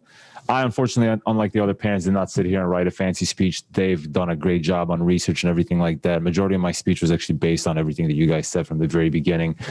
For starters, somebody mentioned that I appreciate the excitement about it, that, you know, things are starting to look like normal again. I kind of feel like an animal in a cage right now with the face mask covering my face, which obviously I got to speak a little clearer for you guys to understand, because unfortunately that's what it does. It prevents you from speaking clearly. I'm not here to tell you to unmask the kids, don't mask them all, because that's not my right. Neither is anybody else's to tell my kids to wear a mask. Your mission statement says it all by itself, you know, a great place for students to learn. I have two kids back there right now. We haven't been here for more than 2 hours. And unfortunately, I keep telling them, repeat them to put their masks on because they just can't take it anymore. So where does the 8-hour period come in for the kids to wear a mask and constantly be there? We're talking about, somebody mentioned earlier about the mental aspect of the kids getting together. They can't even see a smile on your face. For all I know, you could be angry under the mask, or you could be smiling, but I don't know that. We're losing that. We've lost it for the last year and a half while this was going on. Somebody mentioned the shield testing or whatever it is, talking about if the kid is asymptomatic, he doesn't have to be quarantined, because as an asymptomatic kid, even if he pops positive, he's still spreading the bacteria. It's just you don't have the symptoms, so that's okay to stay in school. But if he does have symptoms, he can't. That's kind of a the same thing. Positive is positive. What makes a difference? Why are we segregating the two? As far as lunchtime, I'm excited to hear that we're going back to regular lunch hours in 2019, but that means kids are going to have their masks off for about 45 minutes, an hour, however lunch is. Is the virus not going to spread during that time? Are they not going to be able to? We're going to put them back in masks during sports and everything like that, but they're okay to eat. I understand this thing has to be off. My time's up, so I'll conclude it. I would just like to remind all of you that, you are here to be a representation of us as parents. We elected you, so you are not here to push your own agenda. You're here to reach out to us and represent us, ask us what we want to do. So again, I'm not telling you to unmask all the kids. If parents want to believe these are real and they work, then that's great. That means if my kid's not wearing it and God forbid has the virus, then your kid won't get it. Just let everybody make their own choice. It's not that's that hard or that difficult. Thank you. Thank you.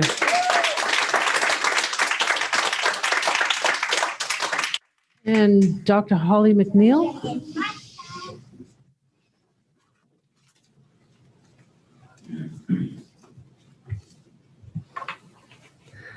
Hi. On a different note, good evening.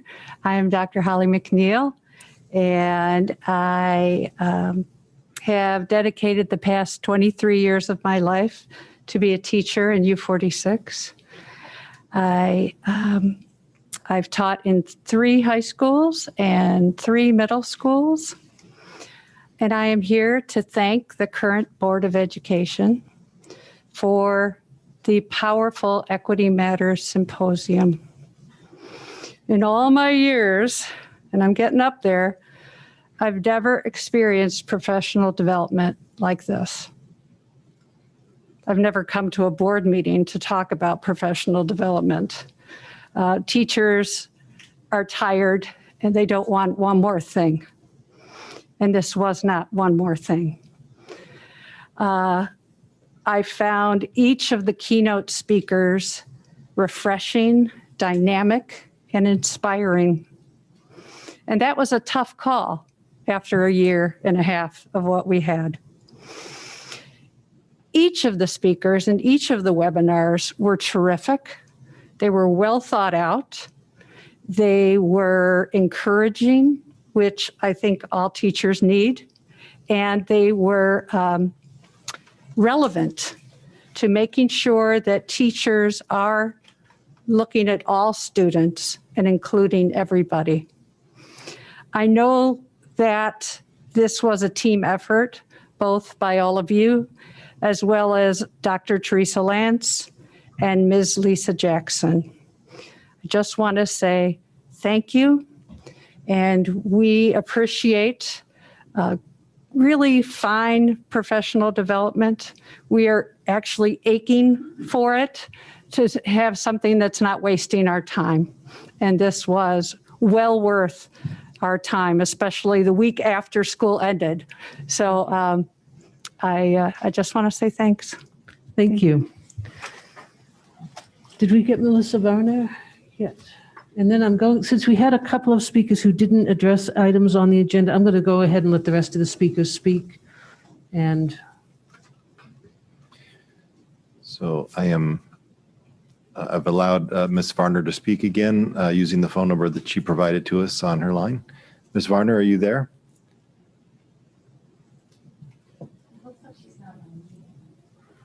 Yeah, I've allowed her to talk. If Ms. Varner, if you can unmute.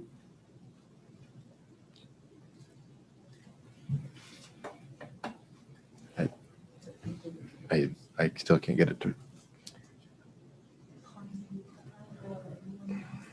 Let me try. No, it only allows me to ask her to unmute. I can't require it. okay, well, maybe we can figure that out. I'm going to go on then. Heather Matthews, who may be on Zoom. Yeah, she's on Zoom.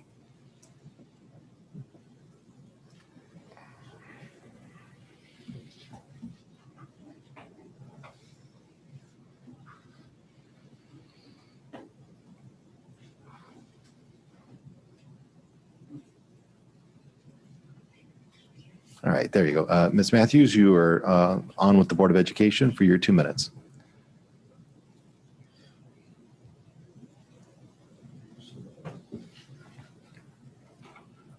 Heather Matthews.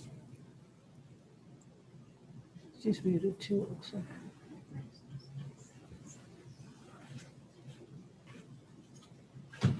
Oh, all right, 1 second. All right, Ms. Matthews, it looks like, thank you for raising your hand. I think you should be on now with the board for your 2 minutes.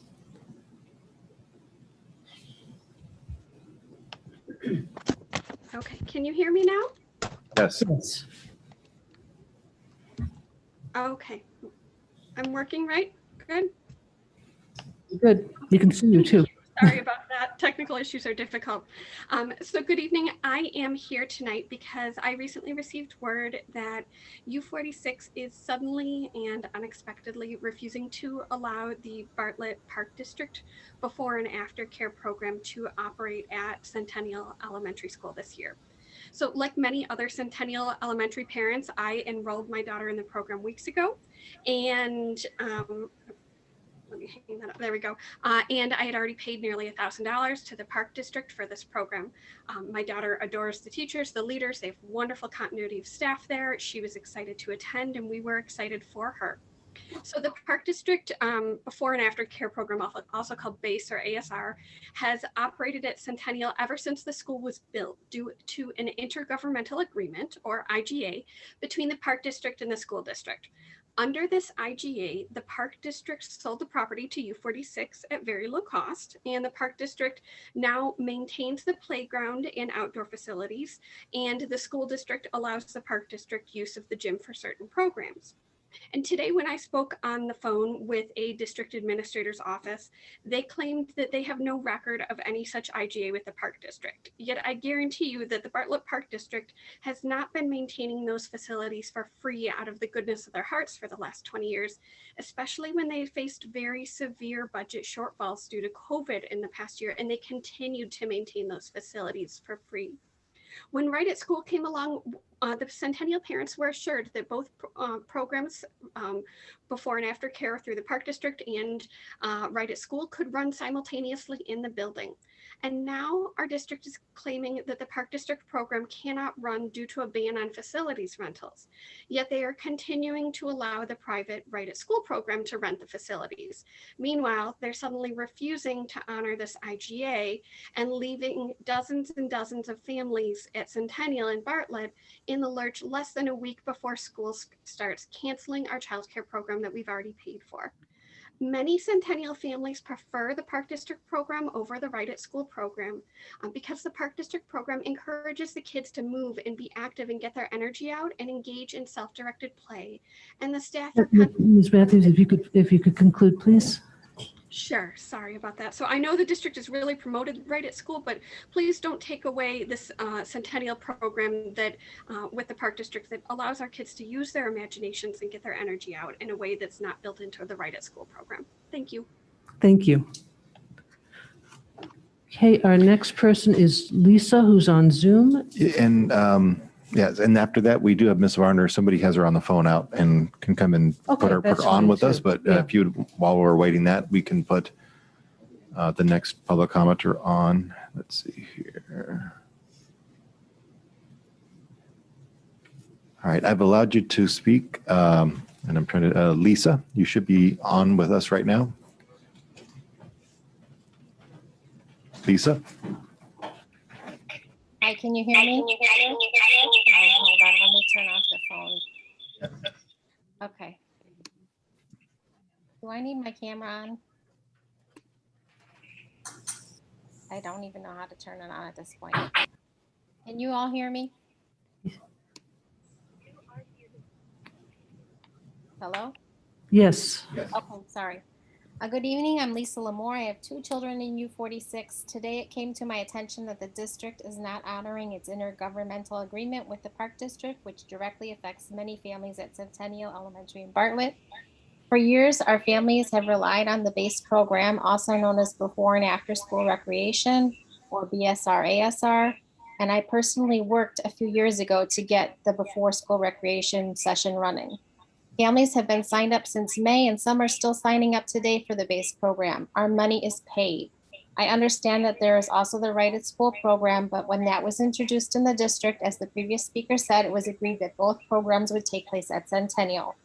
After reviewing both programs, I decided base was a better fit for my kids and our schedule. It is not as structured as Right at School, and after being in school all day, my kids need a break. They need the free time, they need the play time, and not the structured program that Right at School provides. I know Right at School has some unstructured time, but that's after I've picked my own kids up. I cannot honestly believe that you are leaving families scrambling less than a week before school starts. It's unacceptable. We are already stressed with returning our kids to school with COVID numbers going up, and now I have more stress. I'm a teacher myself. I'm trying to get my own classroom ready. And today I even wondered, okay, is U46 getting a kickback from Right at School? Why is this agreement not being upheld all of a sudden? I believe many more families would have spoken up this evening, but unfortunately, we did not have good fair warning about this conversation and that it was happening.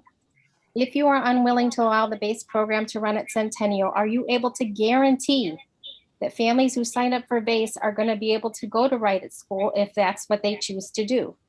I know that's not what I choose for my kids, but I may not have a choice. I want a fun play-based program that supports kids in doing their homework and that cares for the kids. My daughter was injured a couple of years ago, pretty severely, and went off in the ambulance while at base. And I know that they took care of her 100%, and I support them 100%. So my question is, are you going to support our Centennial families, or are you going to leave us hanging less than a week before school? Thank you. Thank you. Okay, Melissa Varna. Okay.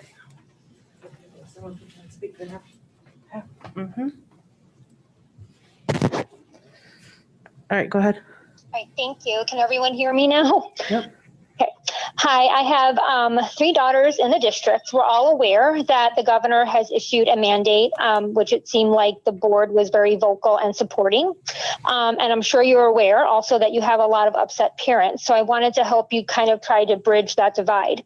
Number one, Mr. Sanders, who am I to give you advice, but I wouldn't post articles online that mocks parents who want their kids unmasked.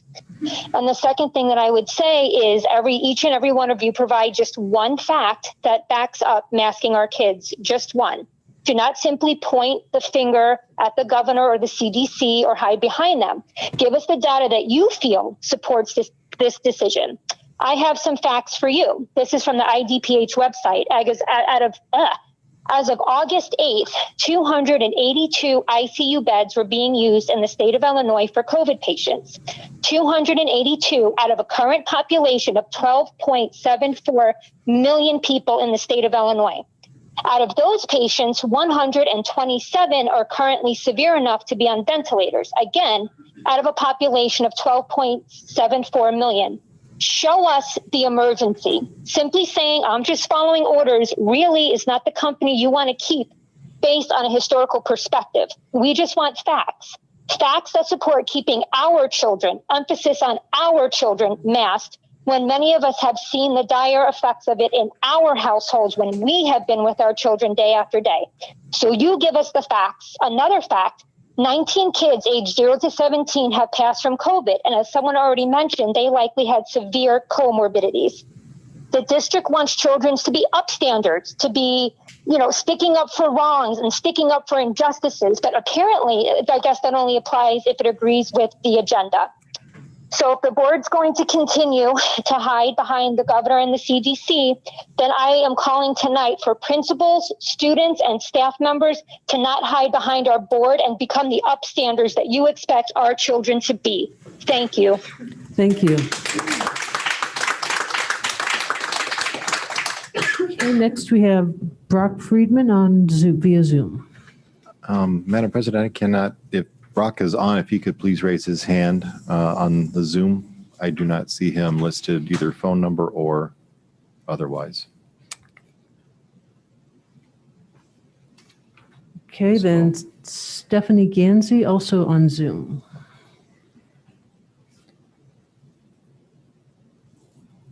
All right, Stephanie, I promoted you to panelist, and you should have your 2 minutes now at the board.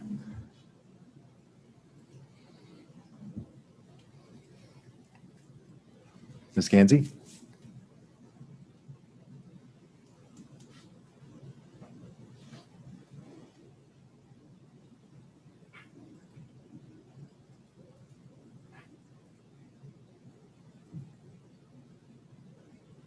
Ms. Ganzi, you should be allowed to talk.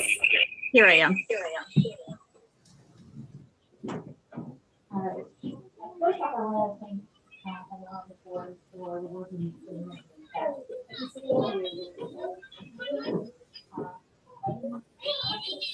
Go ahead with your 2 minutes, ma'am. You're on with the board.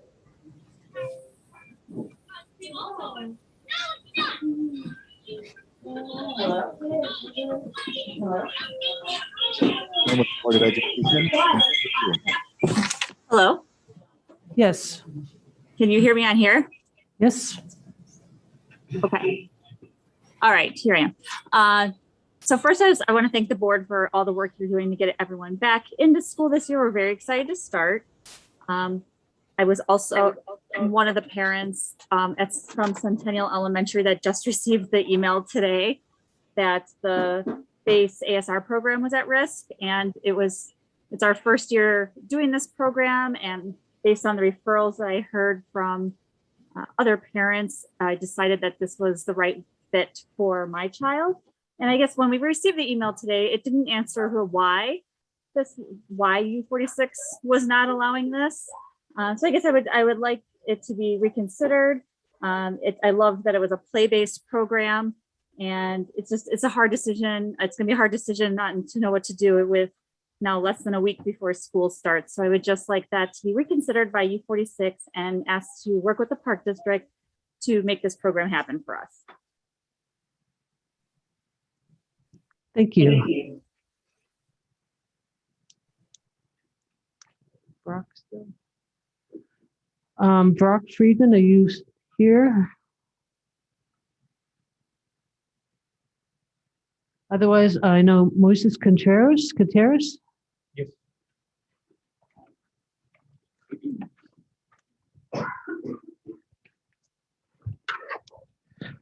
So first than anything, good night to everyone here.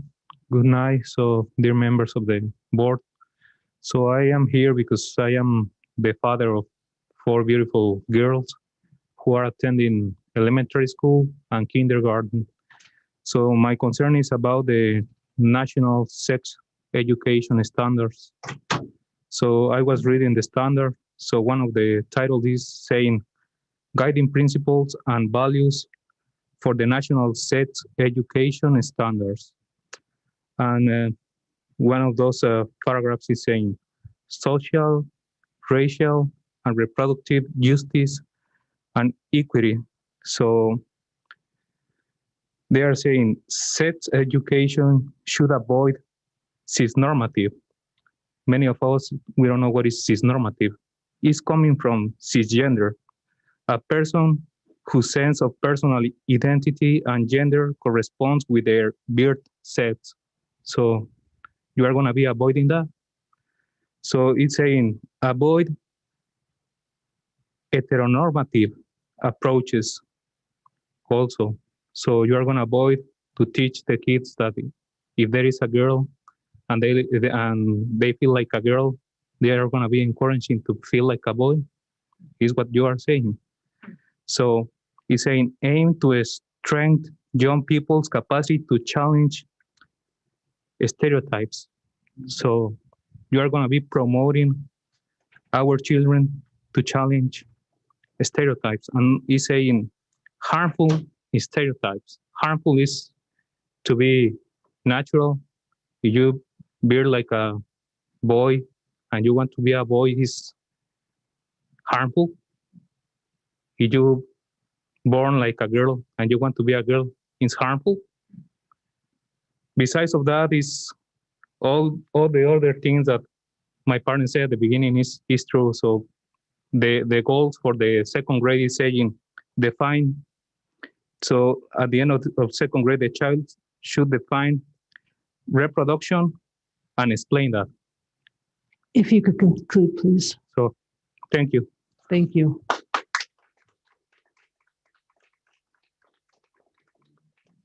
April Wicks. Oh, Wiki, I'm sorry. All right. I apologize in advance to any families that have children listening as well. Some of the items I'm about to discuss can be considered sensitive. At the age of 4, my sister and I had a babysitter that forced himself onto us. He wasn't our normal sitter, and he was 14-year-old brother of our normal babysitter. At another occurrence, I had to stop him from attempting to do the same thing to my little sisters, one of which was just an infant. Last year, because of e-learning, I got to see the day-to-day of first grade. My daughter sat next to me while I worked and attempted to help her through the day. The teacher mentioned an upcoming discussion on Aaron's Law. I had no idea what it was, so I researched it. The day came that Aaron's Law was being discussed, and I had they had somebody join the call to lead the discussion. I think that the way that it was presented was done extremely well. At the end, they asked if the kids had anything that they wanted to say or discuss. I cringed. I was praying that none of those kids had been through a similar experience. Now, Illinois schools are starting to introduce sex education as early as kindergarten. In some of this info, it's talking about masturbation and how it feels good and it's okay. And then it's getting into talking about sex and that it's for procreation. But again, people do it because it feels good. Why are we trying to sexualize our kids so young? Why do kids need to know about this in school? If we are telling the kids that it's okay and it feels good, don't we think it's going to encourage them to experiment with it? And maybe on their friends or possibly younger family members. And what if those kids don't speak up? If you could conclude, or what if they're too scared? I'm almost done. And why is it all being hidden from parents? Over the last 18 months, parents and teachers have had to work closer than ever before. So why are sensitive topics like this being introduced into curriculum without notification to parents? And why does this need to be taught in schools? These are discussions that parents are responsible for, not the schools. Thank you.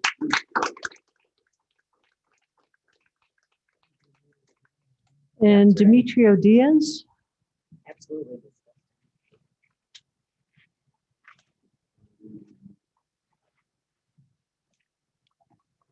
Good evening. I'm back. It was the last board members meeting also. And I'm here again to be somehow the voice of some of the parents that have kids in the school district. I was able to gather some signatures and information from parents that are totally opposing the implementation of SB 818 in the school district.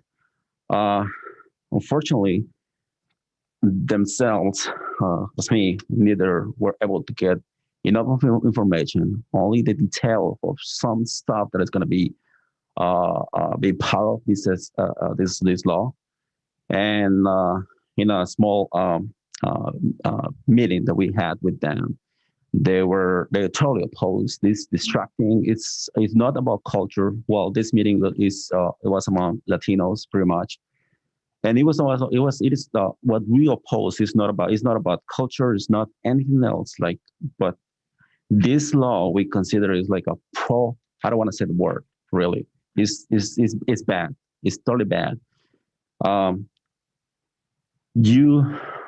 We elected you to be our voice, and we want you to please do such the work we are voice by repealing laws or other curriculums that make damage to our kids. Basically, this one here that we were talking about that we want to pose.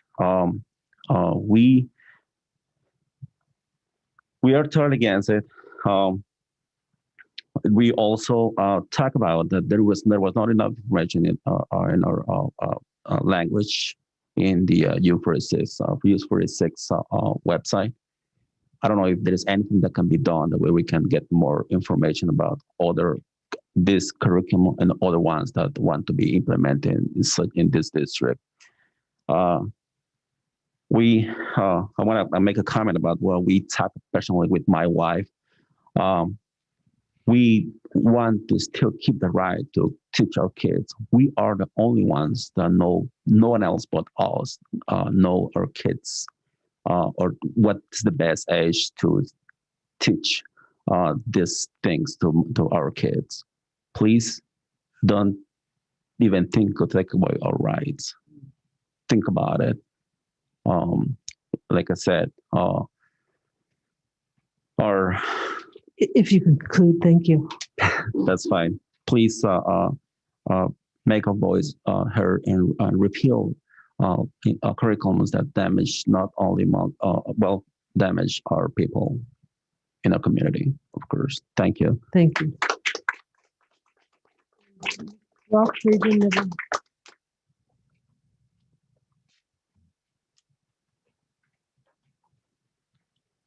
Madam President, I do not see where Brock Friedman is on the Zoom at all. Okay.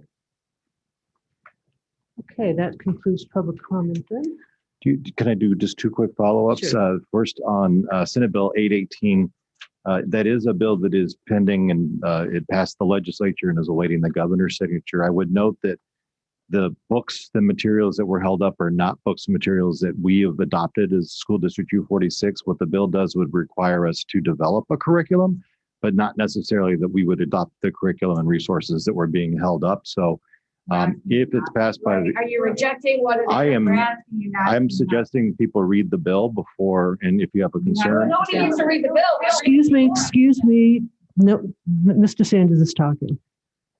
I'm not taking a position on the bill. I'm encouraging everybody to please go read the actual language of the bill and see what it requires the board to do. It does not require us to adopt the curriculum and resources that are being held up. If you have a concern with the bill, it is sitting on the governor's desk. I would encourage you to send a formal, you can actually write to the governor's office and oppose. We're asking you to reject this. Nobody It hasn't- we've adopted it. We're being preempted. Excuse me, And please. Please don't. Right, and that's not our responsibility. That's why we have you. This is, You have We do not have the power. Excuse me, we're not going to get into an argument here. A couple of things about the bill. please put the sign down when you can't see the video. It also Sign up. allows parents to opt out. It is explicitly in the bill. Would you opt out for your child with that language that was in there? I'm not going to get into that discussion. I might not. I might not. But the other issue is that it does not teach sex ed before 5th grade. It absolutely does. It does not. Read the bill, please. Read the bill. It doesn't matter what it says. Is it appropriate? All right, I'm going to end this discussion now, but Do thank all of you. you panel think this is appropriate to have that kind of talk about anal sex to your It is not in the fourth bill. grade? The book says 10 and up right on That the doesn't book. make That's the book. I said, read the bill. We have read the bill as well, Ms. Kerr. All right, It's let's use the agenda. Enough comments, please. Going on to other business. I mean, if a Board school member, board that excuse had a me. teacher who had a lawsuit. that We are was done with sued discussion, because please. He We are done with had discussion, 3 please. students that he had relationships with. I would have thought that your district would have rejected this without even thought. You know, Gary, the lawsuit, you know what I'm talking about. Madam right? President, can I have the floor, please? Yes, go ahead. Mrs. May I suggest that we revisit public comment for Mr. Brock Friedman when we get to that point at the end of the meeting? He may have heard that we were going Right, okay, to we'll do that. take his comment at the end and That's we'll come back to the okay. meeting. I just want to make sure he has a chance to speak. Okay, board member and superintendent update. Anyone have any updates? Don? All right, so I have 2 quick things. I want to thank our staff and our administration for all the work they're doing with the back to school programs. The board was able to see a list of all of the programs that are being offered at the elementary, the middle school, and the high school level. I saw everything from picnics to I think there was a pool party and ice cream parties. There's things at the high school level as far as like food trucks and different events. And I'm really going to encourage families to take advantage, like get out, meet your community members, and Shame on all of you. You're disgusting. meet your community members and your fellow classmates. And it's a great way to kick off getting back to school this year. So I wanted to thank, because I know it takes a ton of work to put all those events together. And then on a second note, I just want to remind our families that all of our schools have counselors and staff available. So please have your students take advantage of that also, between anxiety and stress of the last year and just all of the things that have been happening lately. Please do not be afraid to reach out to the schools. The schools have counselors. Reach out to the principals if you're not sure how to reach out. Get the help that you may need, or your students need, or family members need. Okay. I just had a short moment. I was able to go to Ernie Brodnack's Day here in Elgin, and it was just a really fun experience. He flat out said it was the best day of his life to have a day named after him. So if you're not familiar with Ernie Brodnack's, he's a very important Elginite, descended from some of the early families. Proud of that Project 231, which you can get through the Elgin Historical Museum. It's really exciting. So it was just fun. That's all. And Jessica? Right, let me just. I really just wanted to echo what has been said by Ms. Martin and everyone else here tonight. I've been at band camp for the past week and a half or so, and it is so nice to finally be able to see people and interact with them in a way that was similar to how it was just a few years ago. And it seems like it was such a long time ago. And like knowing all the work that's gone into it, being a part of this board for the past few months has really shown me how much value there is in all that work. And I just wanted to say to all the administrators, to all the staff, and to all of you, how much that's appreciated by the students. This past few years would have been so much harder if we didn't have this support. And I know I got here late. I'm sorry about that. So I will need to catch up on all the new plans for this year. But I am really excited to hear about all these socials and all these other events that we're trying to do to get the community more involved and to welcome back our families. And the last thing I wanted to say, just kind of, Ms. Martin, I think what you're getting at is that these past few, no, my voice is just dry, I promise. These past week-ish has been very difficult for the people in my school.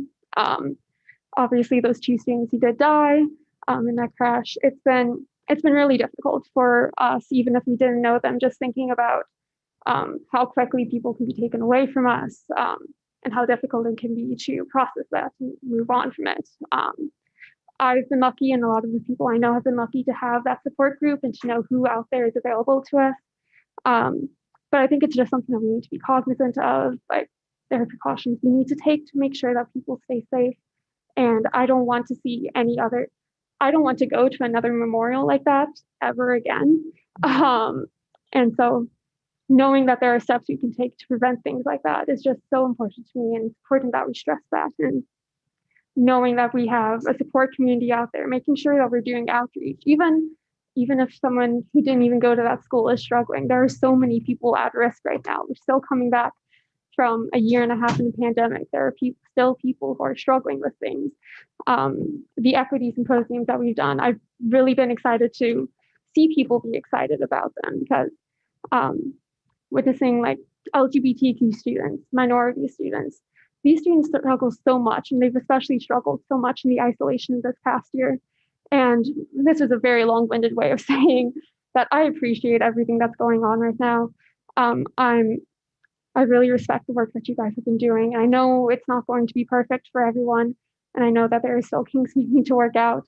But I appreciate it, and I hope that we can continue making sure that these resources are communicated to our families and communicated to our students, because it's getting better, but it's still not going to be easy for so many of us. Thank you. Veronica? Since our last board meeting, we had the summer school graduation, and I just wanted to congratulate those students and their families. You know, this has been such a difficult year, and so those students persevered. It isn't always easy to graduate at the non-traditional time or to have to add that extra work in the summer. And these kids really did it. They stepped up and they finished their high school career. And it was just really an honor to be there to celebrate with them last month. John, Melissa, did you? I just wanted to mention one other thing about public comment. We did have 24 people email public comment. 14 were in favor of the masks mandate, 6 were opposed, and 4 had other concerns. If you don't mind me just following up as well, the concern with the Centennial, Centennial Elementary School, we are following up with the Bartlett Park District just to make everybody aware on the board. We are in compliance with our intergovernmental agreement with the village of, with the Bartlett Park District. The 2015 IGA that the board signed allows for access from 6 in the evening until 10:30 at night and on the weekends. So we are in full compliance. I'm not sure what happened that somehow we did not realize that there was a before and after school program, but we're following up with the park district, and we'll have conversations to see if there could be an agreement reached or something. Can we make sure that those families then have the right at school? I've heard from most families already directly, and we'll Okay. make sure that those that were contacted get a follow-up regardless of the outcome. But Sure. I wanted to assure the board that we actually are in compliance with the IGA as it stands. Okay, thank you. Anyone else?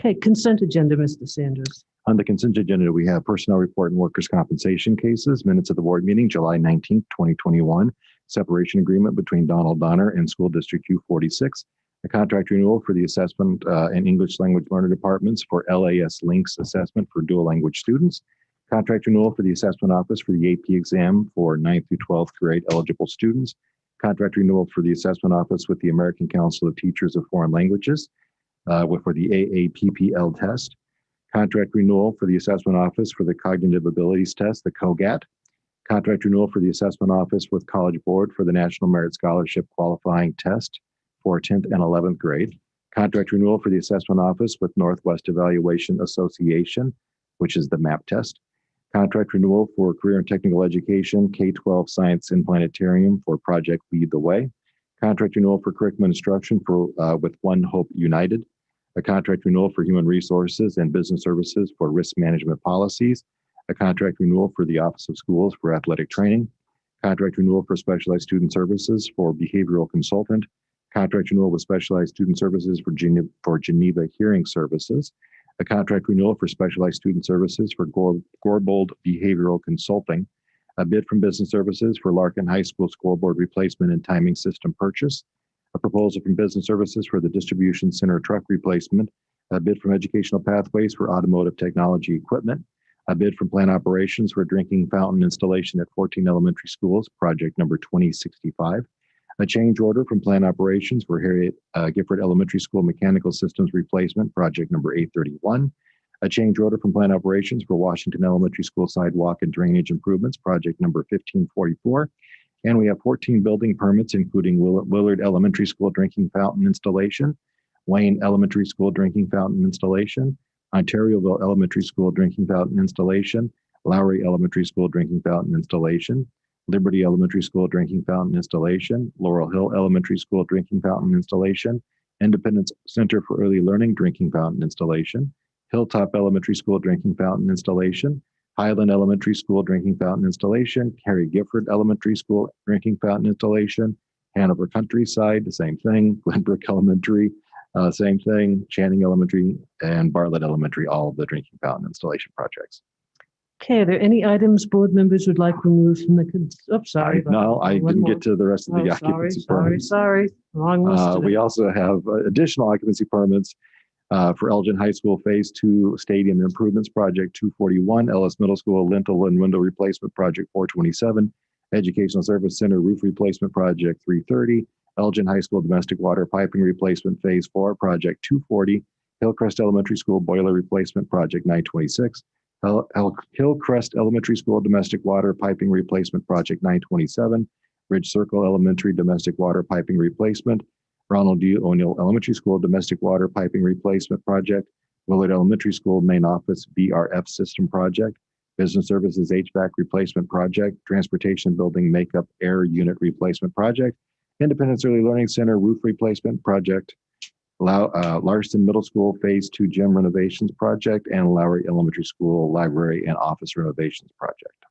I apologize for that. No, that's okay. I'm sorry. Are there any items anyone would like removed from the consent agenda? Okay, could I have a motion to approve the consent agenda? So moved. This is Kate. Second, this is Veronica. Any discussion? Roll call, please. Mr. Deborah, Yes.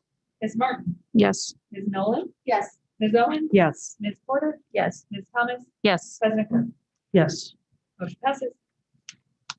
Okay, discussion action, Mr. Sanders. Our first item under discussion action are itemized bills for August 9th, 2021. Mr. Brundage is here to answer any board questions. Administration recommends the Board of Education approve the list of bills in the amount of $17,167,105.58. Could I have a motion to approve the list of bills in the amount of $17,167,105.58? So moved. This is Veronica. Second. John. Thank you. Any questions for Mr. Brundage? Okay, roll call, please. Mr. Deborah, Yes. Ms. Martin, Yes. Ms. Nolan. Yes. Ms. Owen, Yes. Ms. Porter. Yes. Ms. Thomas, Yes. President Kern. Yes. Motion passes. Our second discussion action item is a resolution supporting the return to in-person instruction following federal, state, and local health guidance. Administration recommends the Board of Education adopt the resolution. And I guess we'll have discussion after we do a motion to adopt. So can I have a motion to approve to adopt the resolution supporting the return to in-person learning, in-person instruction following federal, state, and local health guidance? So moved. This is Veronica. Second. This is Kate. Any discussion? Don? So I'm looking at the last paragraph in section 3. So it's the paragraph that is discussing the superintendent and consultant in consultation with health authorities will use the data listed above to develop metrics. And it continues on. So I'm kind of looking for clarification on why we are creating health department metrics and not having these given to us by the health departments. It's a great question. I would love to have the health department give us metrics. We've been asking for metrics from the start of the pandemic. So we did eventually get some metrics last year from local health departments about at least what we should be monitoring. The most recent guidance we had from IDPH is essentially in their FAQ document, they give examples of things that you might want to consider looking at, such as student vaccination rates, staff vaccination rates, cases per 100,000, and one other area. And they gave some recommended ranges actually within their examples. And so that's the most recent that we had. I could tell you certainly at the state level, there's continuing to be a push to ask for more clarity around what metrics we can use to monitor within school by school or community by community. Hopefully that will come our way, but in the absence of that, we still should try to develop something to determine when it's safe to start reducing social distance and other things. If working with the local health departments, I think we can do that. That's what we ended up having to do last year. So then like my follow-up question would be if we're the ones developing the metrics, whether or not the local, because we have 3 local health departments, so whether or not they give us the thumbs up. If we're the ones developing the metrics, we know we're going to have people on both sides. Either they're too strict or they're too lenient. What liability are we taking on by developing public health metrics? So, and I believe the resolution states that in consultation with our local health department, certainly we would not implement any sort of metrics without having at least one of our health departments give us some sort of blessing for that. But have we looked at the liability aspect of it? Like, do we know, like, if we were to put something, even, and if only 1 out of 3 health departments, if said, yeah, this looks good, like it's a real concern liability wise, if we're developing things that the health department should be doing for us, where that puts us. Yeah, I mean, and I can certainly let Ms. Olson speak to the liability issue. I would say that last year we would get differing advice from all three. Well, actually, Cook was always silent. We would get different advice from DuPage and Kane on a regular basis. And so we would always follow whatever was the most conservative of the advice that we got. That's been our standard for the last year and a half. I would suggest we would do the same thing, but I would defer to legal counsel on the legal question. And I'm happy to give the board legal recommendations through legal advice. I'm also happy to describe generally what the Tort Immunity Act does and what the board can do to help safeguard itself. I don't know if you'd like me to do the risk analysis during open meeting or if that's something that you'd like to have as an attorney-client communication. That is a great question. Being a new board member, I'm not sure how that's normally handled. So I would defer to the board president on how that is normally handled if we're looking for that type of information. You generally talk about tort immunity. Happy to. The state of Illinois has a Tort Immunity Act that applies in various facets to governmental actions, and governmental actions that are taken that are not in willful or wanton disregard of generally recognized practices of current standards that are known standards, published standards, are generally going to be protected from tort litigation and tort lawsuits. In this instance, that's one of the reasons that we are taking such a conservative position in following the guidance of the most conservative local health department, because that will help make sure that we can use the tort immunity defense whenever we are involved in litigation surrounding a COVID claim. Because we don't want to have the ability for someone to be able to pierce that immunity by saying we took willful or wantonly negligent actions, because that will be a way for us to not be able to utilize that qualified immunity. Thank you. That sort of answer your question, or? I think so, yeah. Okay. And so as it relates to the resolution, if we're unable to get our local health departments to work with us on developing the metrics, or we're unable to come up with any at all, then we would certainly return back to the board with that update and say we're not able to comply with this section of the resolution. Okay. My recommendation. Okay, so then I guess that rolls into my second question. Is it okay if I ask the second question? I don't know who else had any. So, and I guess that rolls into it. So my second question was going to be, so as we vote on this, obviously we're putting our support, yes or no, behind the three different sections of information. And then one of the whereas paragraphs that states that we're supporting the reopening plans. So that was going to be my next question, was what would it take as far as changes to guidance that we would actually come back to this and re-vote? And then how much leeway does the vote of yes give you, or I guess give administration and the district to work within these guidelines? I mean, obviously things aren't changing as quickly now as they were back in March with COVID, but obviously there's still changes.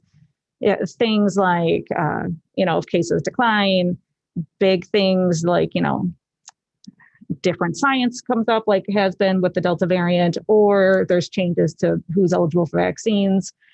I'm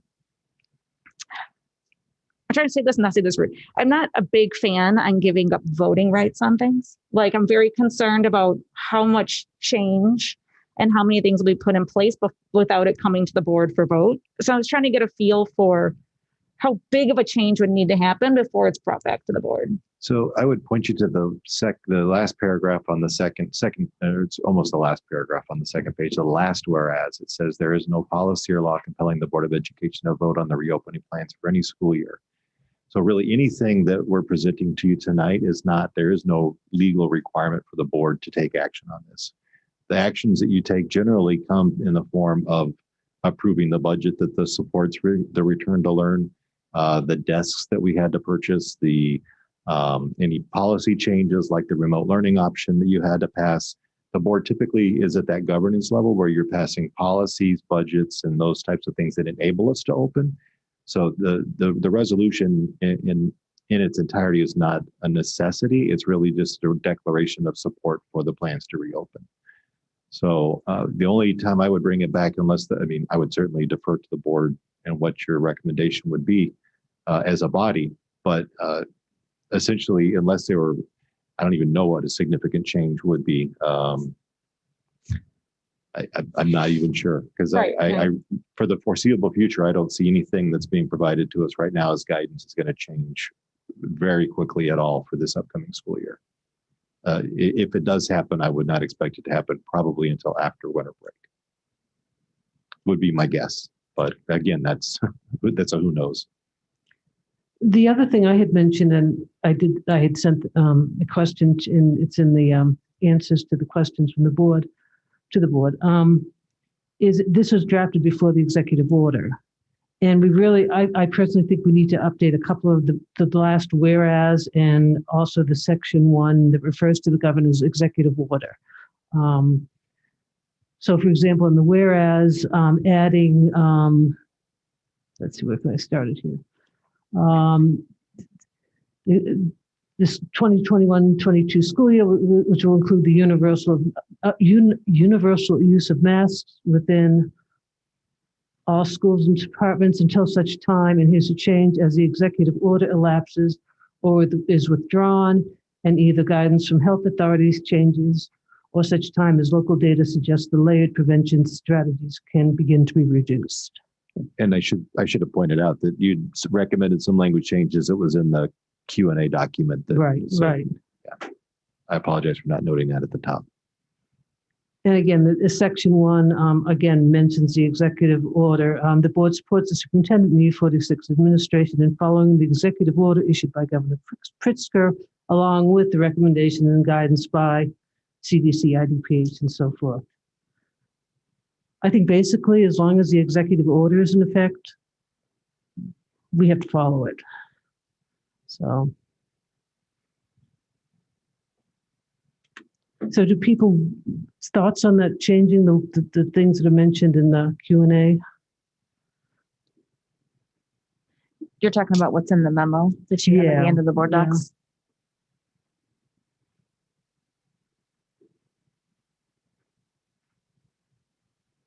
I'm going to be honest, I need a moment to read that only because I was driving through that storm today. So I did not get my chance to sit down and actually read the.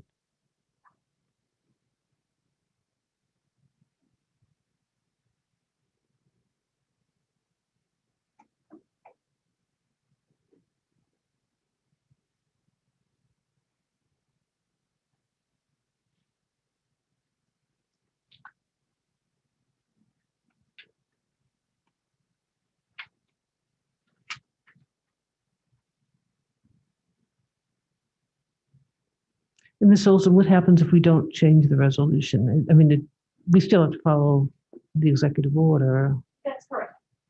That's correct. So. And even without the executive order, administration would still recommend following the CDC, local health department, and state health department recommendations. Yeah, I mean, I agree with the point Ms. Martin brought up about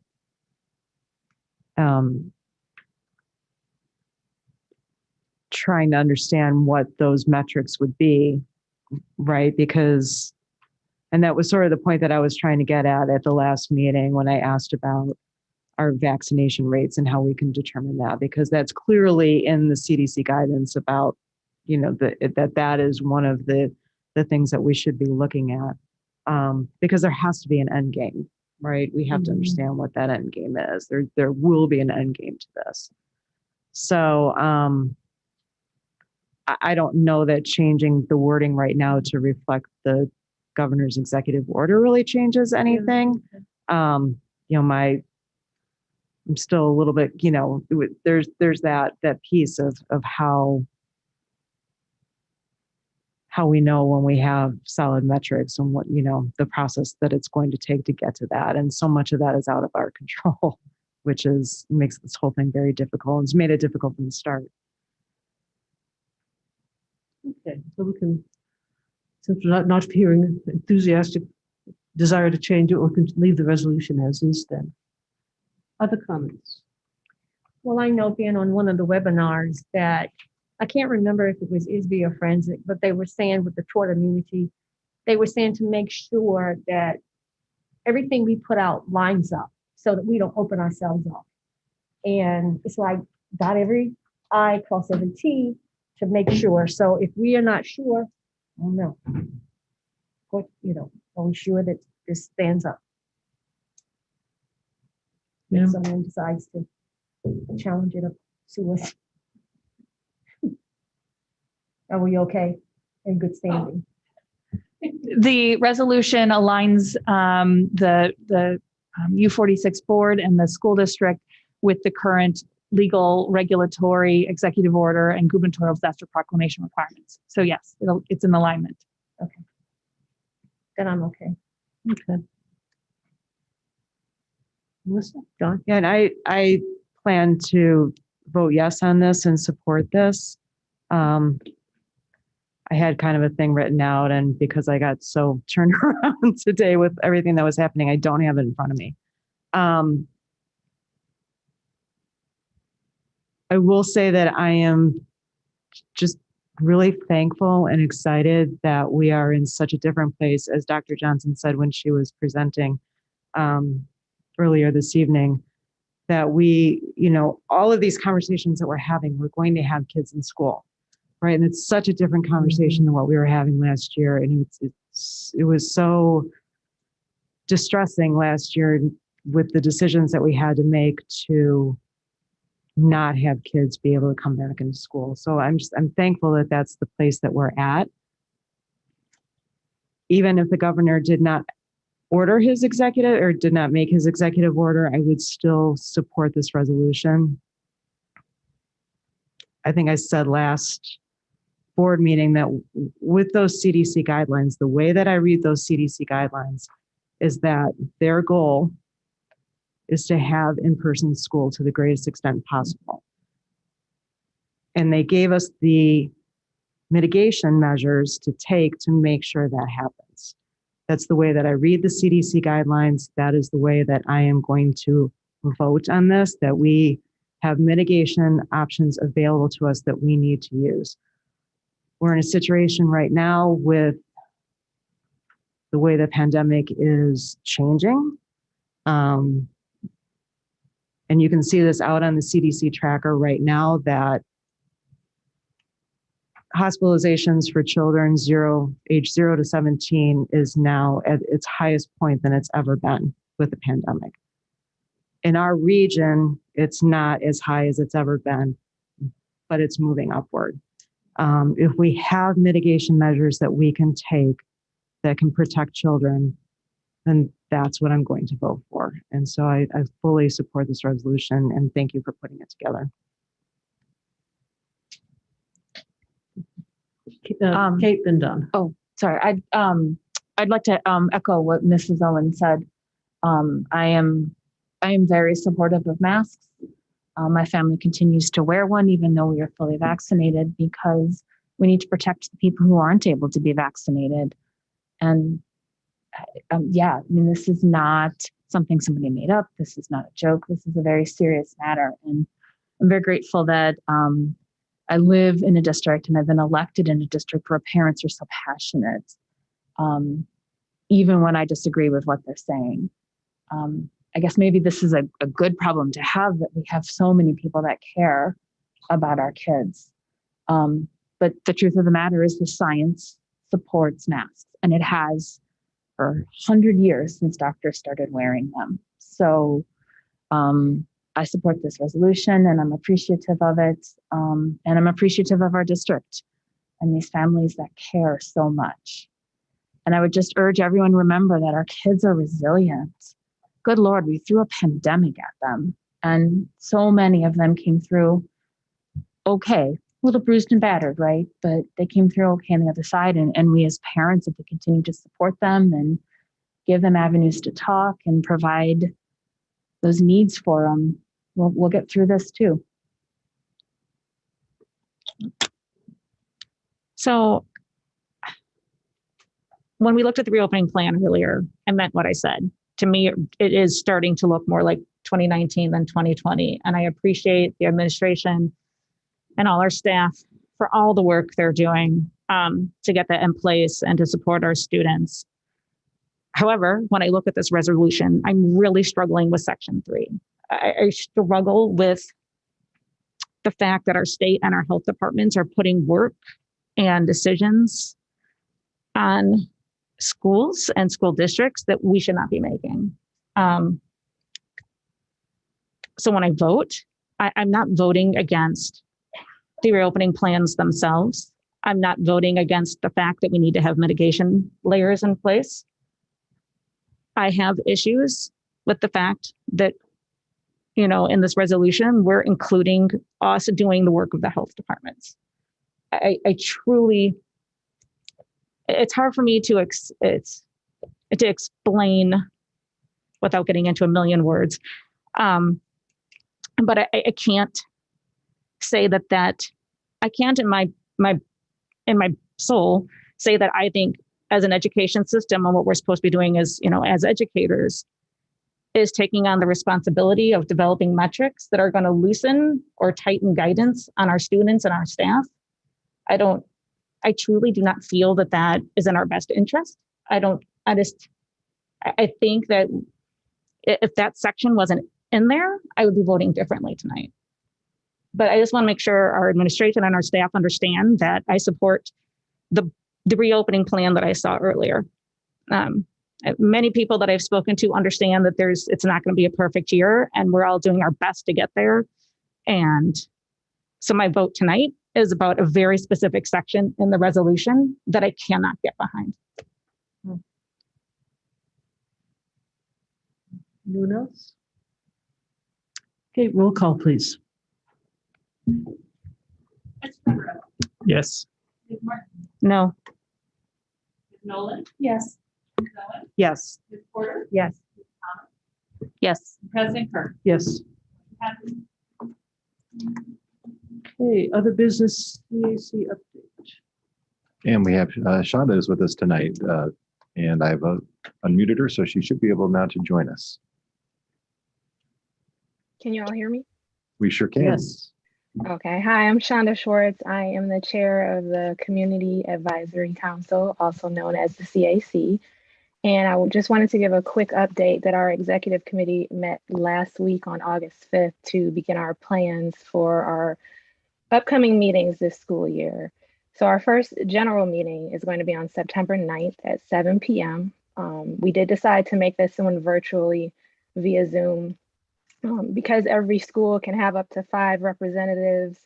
Also at-large members, we just weren't sure how we were going to navigate or if we would be able to meet in person with potentially hundreds of parents. Hopefully, we would like to grow our membership this year.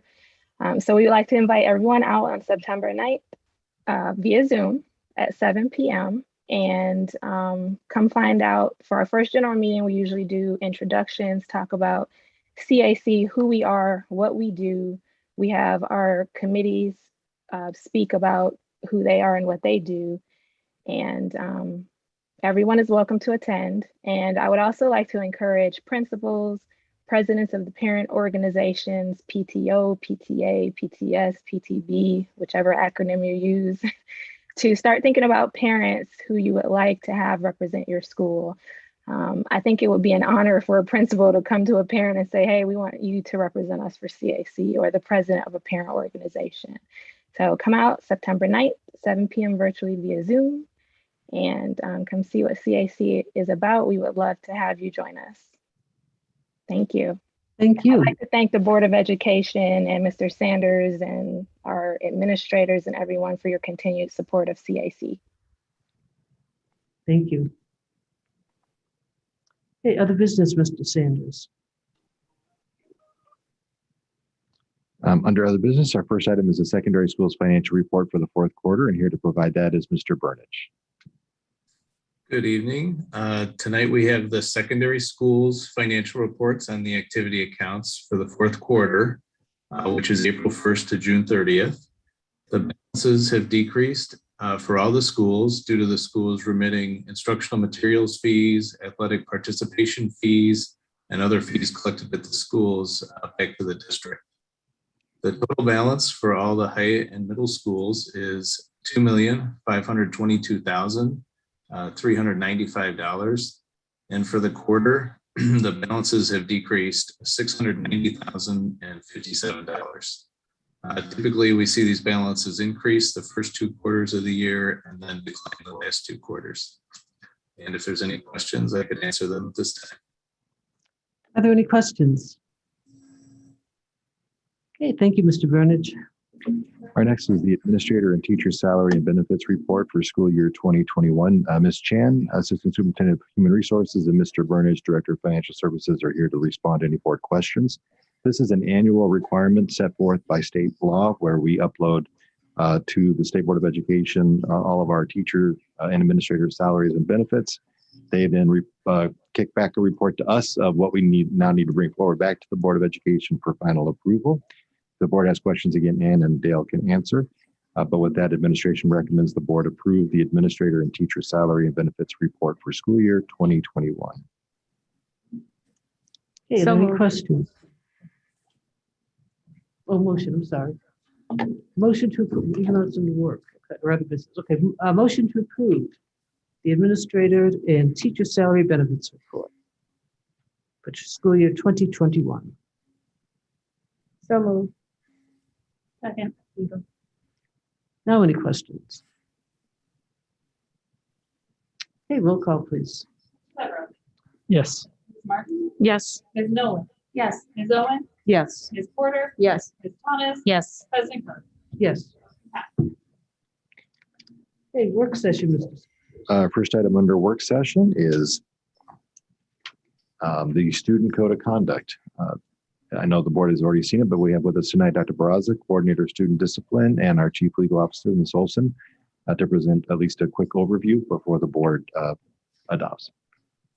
Actually, this does not require board adoption. I believe it's just an update, but Dr. Barraza? Good evening, everybody. So I will just quickly review the memo that was submitted that summarized all of the changes that we made to the student code of conduct this year. Changes this year were pretty minimal compared to the last couple of years. So I will just go through that memo for you. Throughout the document, there were references to some old titles, Department of School Safety, Director of School Safety and Culture, which we don't have those positions anymore. So of course we had to update those titles, and titles of Coordinator of School Safety, Coordinator of Culture and Climate, and Superintendent were updated throughout. Dates and contact information that were out of date were updated. Pronouns updated from gender specific to they and their throughout the document. Outdated and non-working internet links were deleted. On page 3, we changed the language from Individuals with Disabilities Act to state and federal law. Page 7, we changed the reference to Right at School to before and after school programs. And pages 19, 36, and 37, the infraction of defiance, disrespect, insubordination, noncompliance has been changed to noncompliance with staff directive, and corresponding definition for defiance in the glossary was removed. On page 8, the language that stated would share individual information with any other person than the student and parent in accordance with board policy and state law, as it is not an accurate description of our practice, was removed. And on page 28, the definition of isolated time out was updated to reflect current legal definition. On page 30, there was some redundant language that was removed. As far as reporting harassment, there are multiple sections in the document that direct students where they can report any issues. And then we summarized the process a little bit at the end of the memo. Because of the COVID restrictions, our procedure was a little bit different than in previous years. But this document, prior to being submitted to the board for approval, was reviewed by myself, the Assistant Superintendent of Schools, Deputy Superintendent of Instruction, and we also had changes reviewed and approved by the U46 Safety Council. Are there any questions or comments? Melissa? I have just one question on page 37. At the very top, the definition for disrespect toward others was removed. Is that redundant language from somewhere else? That was redundant. That was from that because disrespect was included in the infraction of defiance / disrespect / insubordination / non-compliance. Okay. I just wanted to make sure I knew where it was back to. Okay. Thank you. Dawn? So I wanted to ask in public, I had received an email, which you may have gotten the same email. They asked me who I could ask about questions. I wasn't sure if they reached out to you or not. So on page 3, can you just explain why we have moved away from specifying a specific act and just stating that now we're following state and federal law? I did receive several questions on that as well, and I've responded to them. So first of all, the updated language references all state and federal laws. ADA is one federal law, but this expands it to include any state or federal law. So it doesn't, instead of being more narrow, it actually expands it to incorporate all state and federal laws. That makes sense. I just wanted to clarify so that the general public could hear a question that was asked and hear the. No problem. Other questions? Can I ask a follow-up question to that? Because the way that I read this, it wasn't originally referencing the ADA, it was referencing IDEA. Yeah. I just want to make sure that I was reading that. Yeah, the emails I got were all saying ADA. Yeah, but it does reference the IDEA. reference IDEA. But we would be covered under ADA now because we now say all state. Correct. Okay. Anything else? Okay. Wait, so we'll vote on this next time? Yes, I forgot we're in work session, and because it's after 10, and after 10, yep, my brain starts to fade. Yep. So my apologies. Yes, we're in work session, so it'll come back next time on consent agenda. Our next, we're ready to move on to the other work session. So Mr. Phelps will join us for the remaining work session items, as well as other members of the team. Our first are contracts over $25,000. The first is a contract for the Deputy Superintendent of Instruction for a Principal Preparation Program. In addition to Mr. Phelps, we have Dr. Johnson attending via Zoom from her office, and Ms. Hill, also Director of Assessment and Accountability, joining. Administration recommends approval of the contract with Northern Illinois University not to exceed the amount of $108,000 and requests authorization for administration to execute related documents. This will be charged to the educational fund and is included in the budget for the 2021-22 and 2022-23 fiscal years. Any questions on this? Melissa? I don't necessarily have a question. I just want to thank Mrs. Majstrovic for adding the memo to the board documents. I think sometimes when we are looking at some of these proposals, you know, we see pockets of what is happening, right? But her memo was really great at tying this actual proposal back to all of the work that's going on within the district. So I know it takes some time to put those memos together. So I just want to thank her for putting that together. It was really, really helpful to see the bigger picture. Anyone else? Okay, next item. Our next is a contract renewal for business services and financial operations for Microsoft Dynamics GP 2016. Joining Mr. Phelps is Mr. Burnage. If the board has questions, administration recommends approval of the contract renewal with Unified Business Solutions in the amount of $30,431.28 and requests authorization for administration to execute related documents. This will be charged to the educational fund and is included in the budget. Any questions on this item? Okay, moving on. Our next is a contract renewal for educational pathways for School Mint. Mr. Briesmeister joins tonight if the board has any questions, as well as Mr. Phelps. Administration recommends approval of the contract renewal with School Mint Inc. in the amount of $26,894.76 for a 3-year service contract and requests authorization for administration to execute related documents. This will be charged to the educational fund and is included in those appropriate fiscal years. Any questions on this? Okay, next up. Our final last work session item is a bid or proposal. This one is a bid from Plant Operations for Elgin High School stair replacement project number 243. Ms. Downs is with us tonight if the board has questions. Administration recommends award of the low bid meeting specification to FH Passion in the amount of $494,348 and request authorization for administration to execute related documents. This will be charged to the Operation and Maintenance Fund and is in the budget for the fiscal year. Are there any questions? Okay, and I think we were going to see if Brock Friedman was around to give final public comment. Based on phone numbers, I do not see Mr. Friedman either by name or by phone number. Okay, so we can contact us otherwise. Okay, could I have a motion to adjourn, please? So moved. This is Kate. Seconded. It's roll call, please. Second, I apologize. I can take it. Sounds good. Thank you. Mr. Devereaux, Yes. Ms. Martin, Yes. Ms. Nolan, yes, Ms. Owen, Yes. Mrs. Porter, yes, Ms. Thomas, Yes. Yes. Yes. motion passes. We are adjourned at 10:11.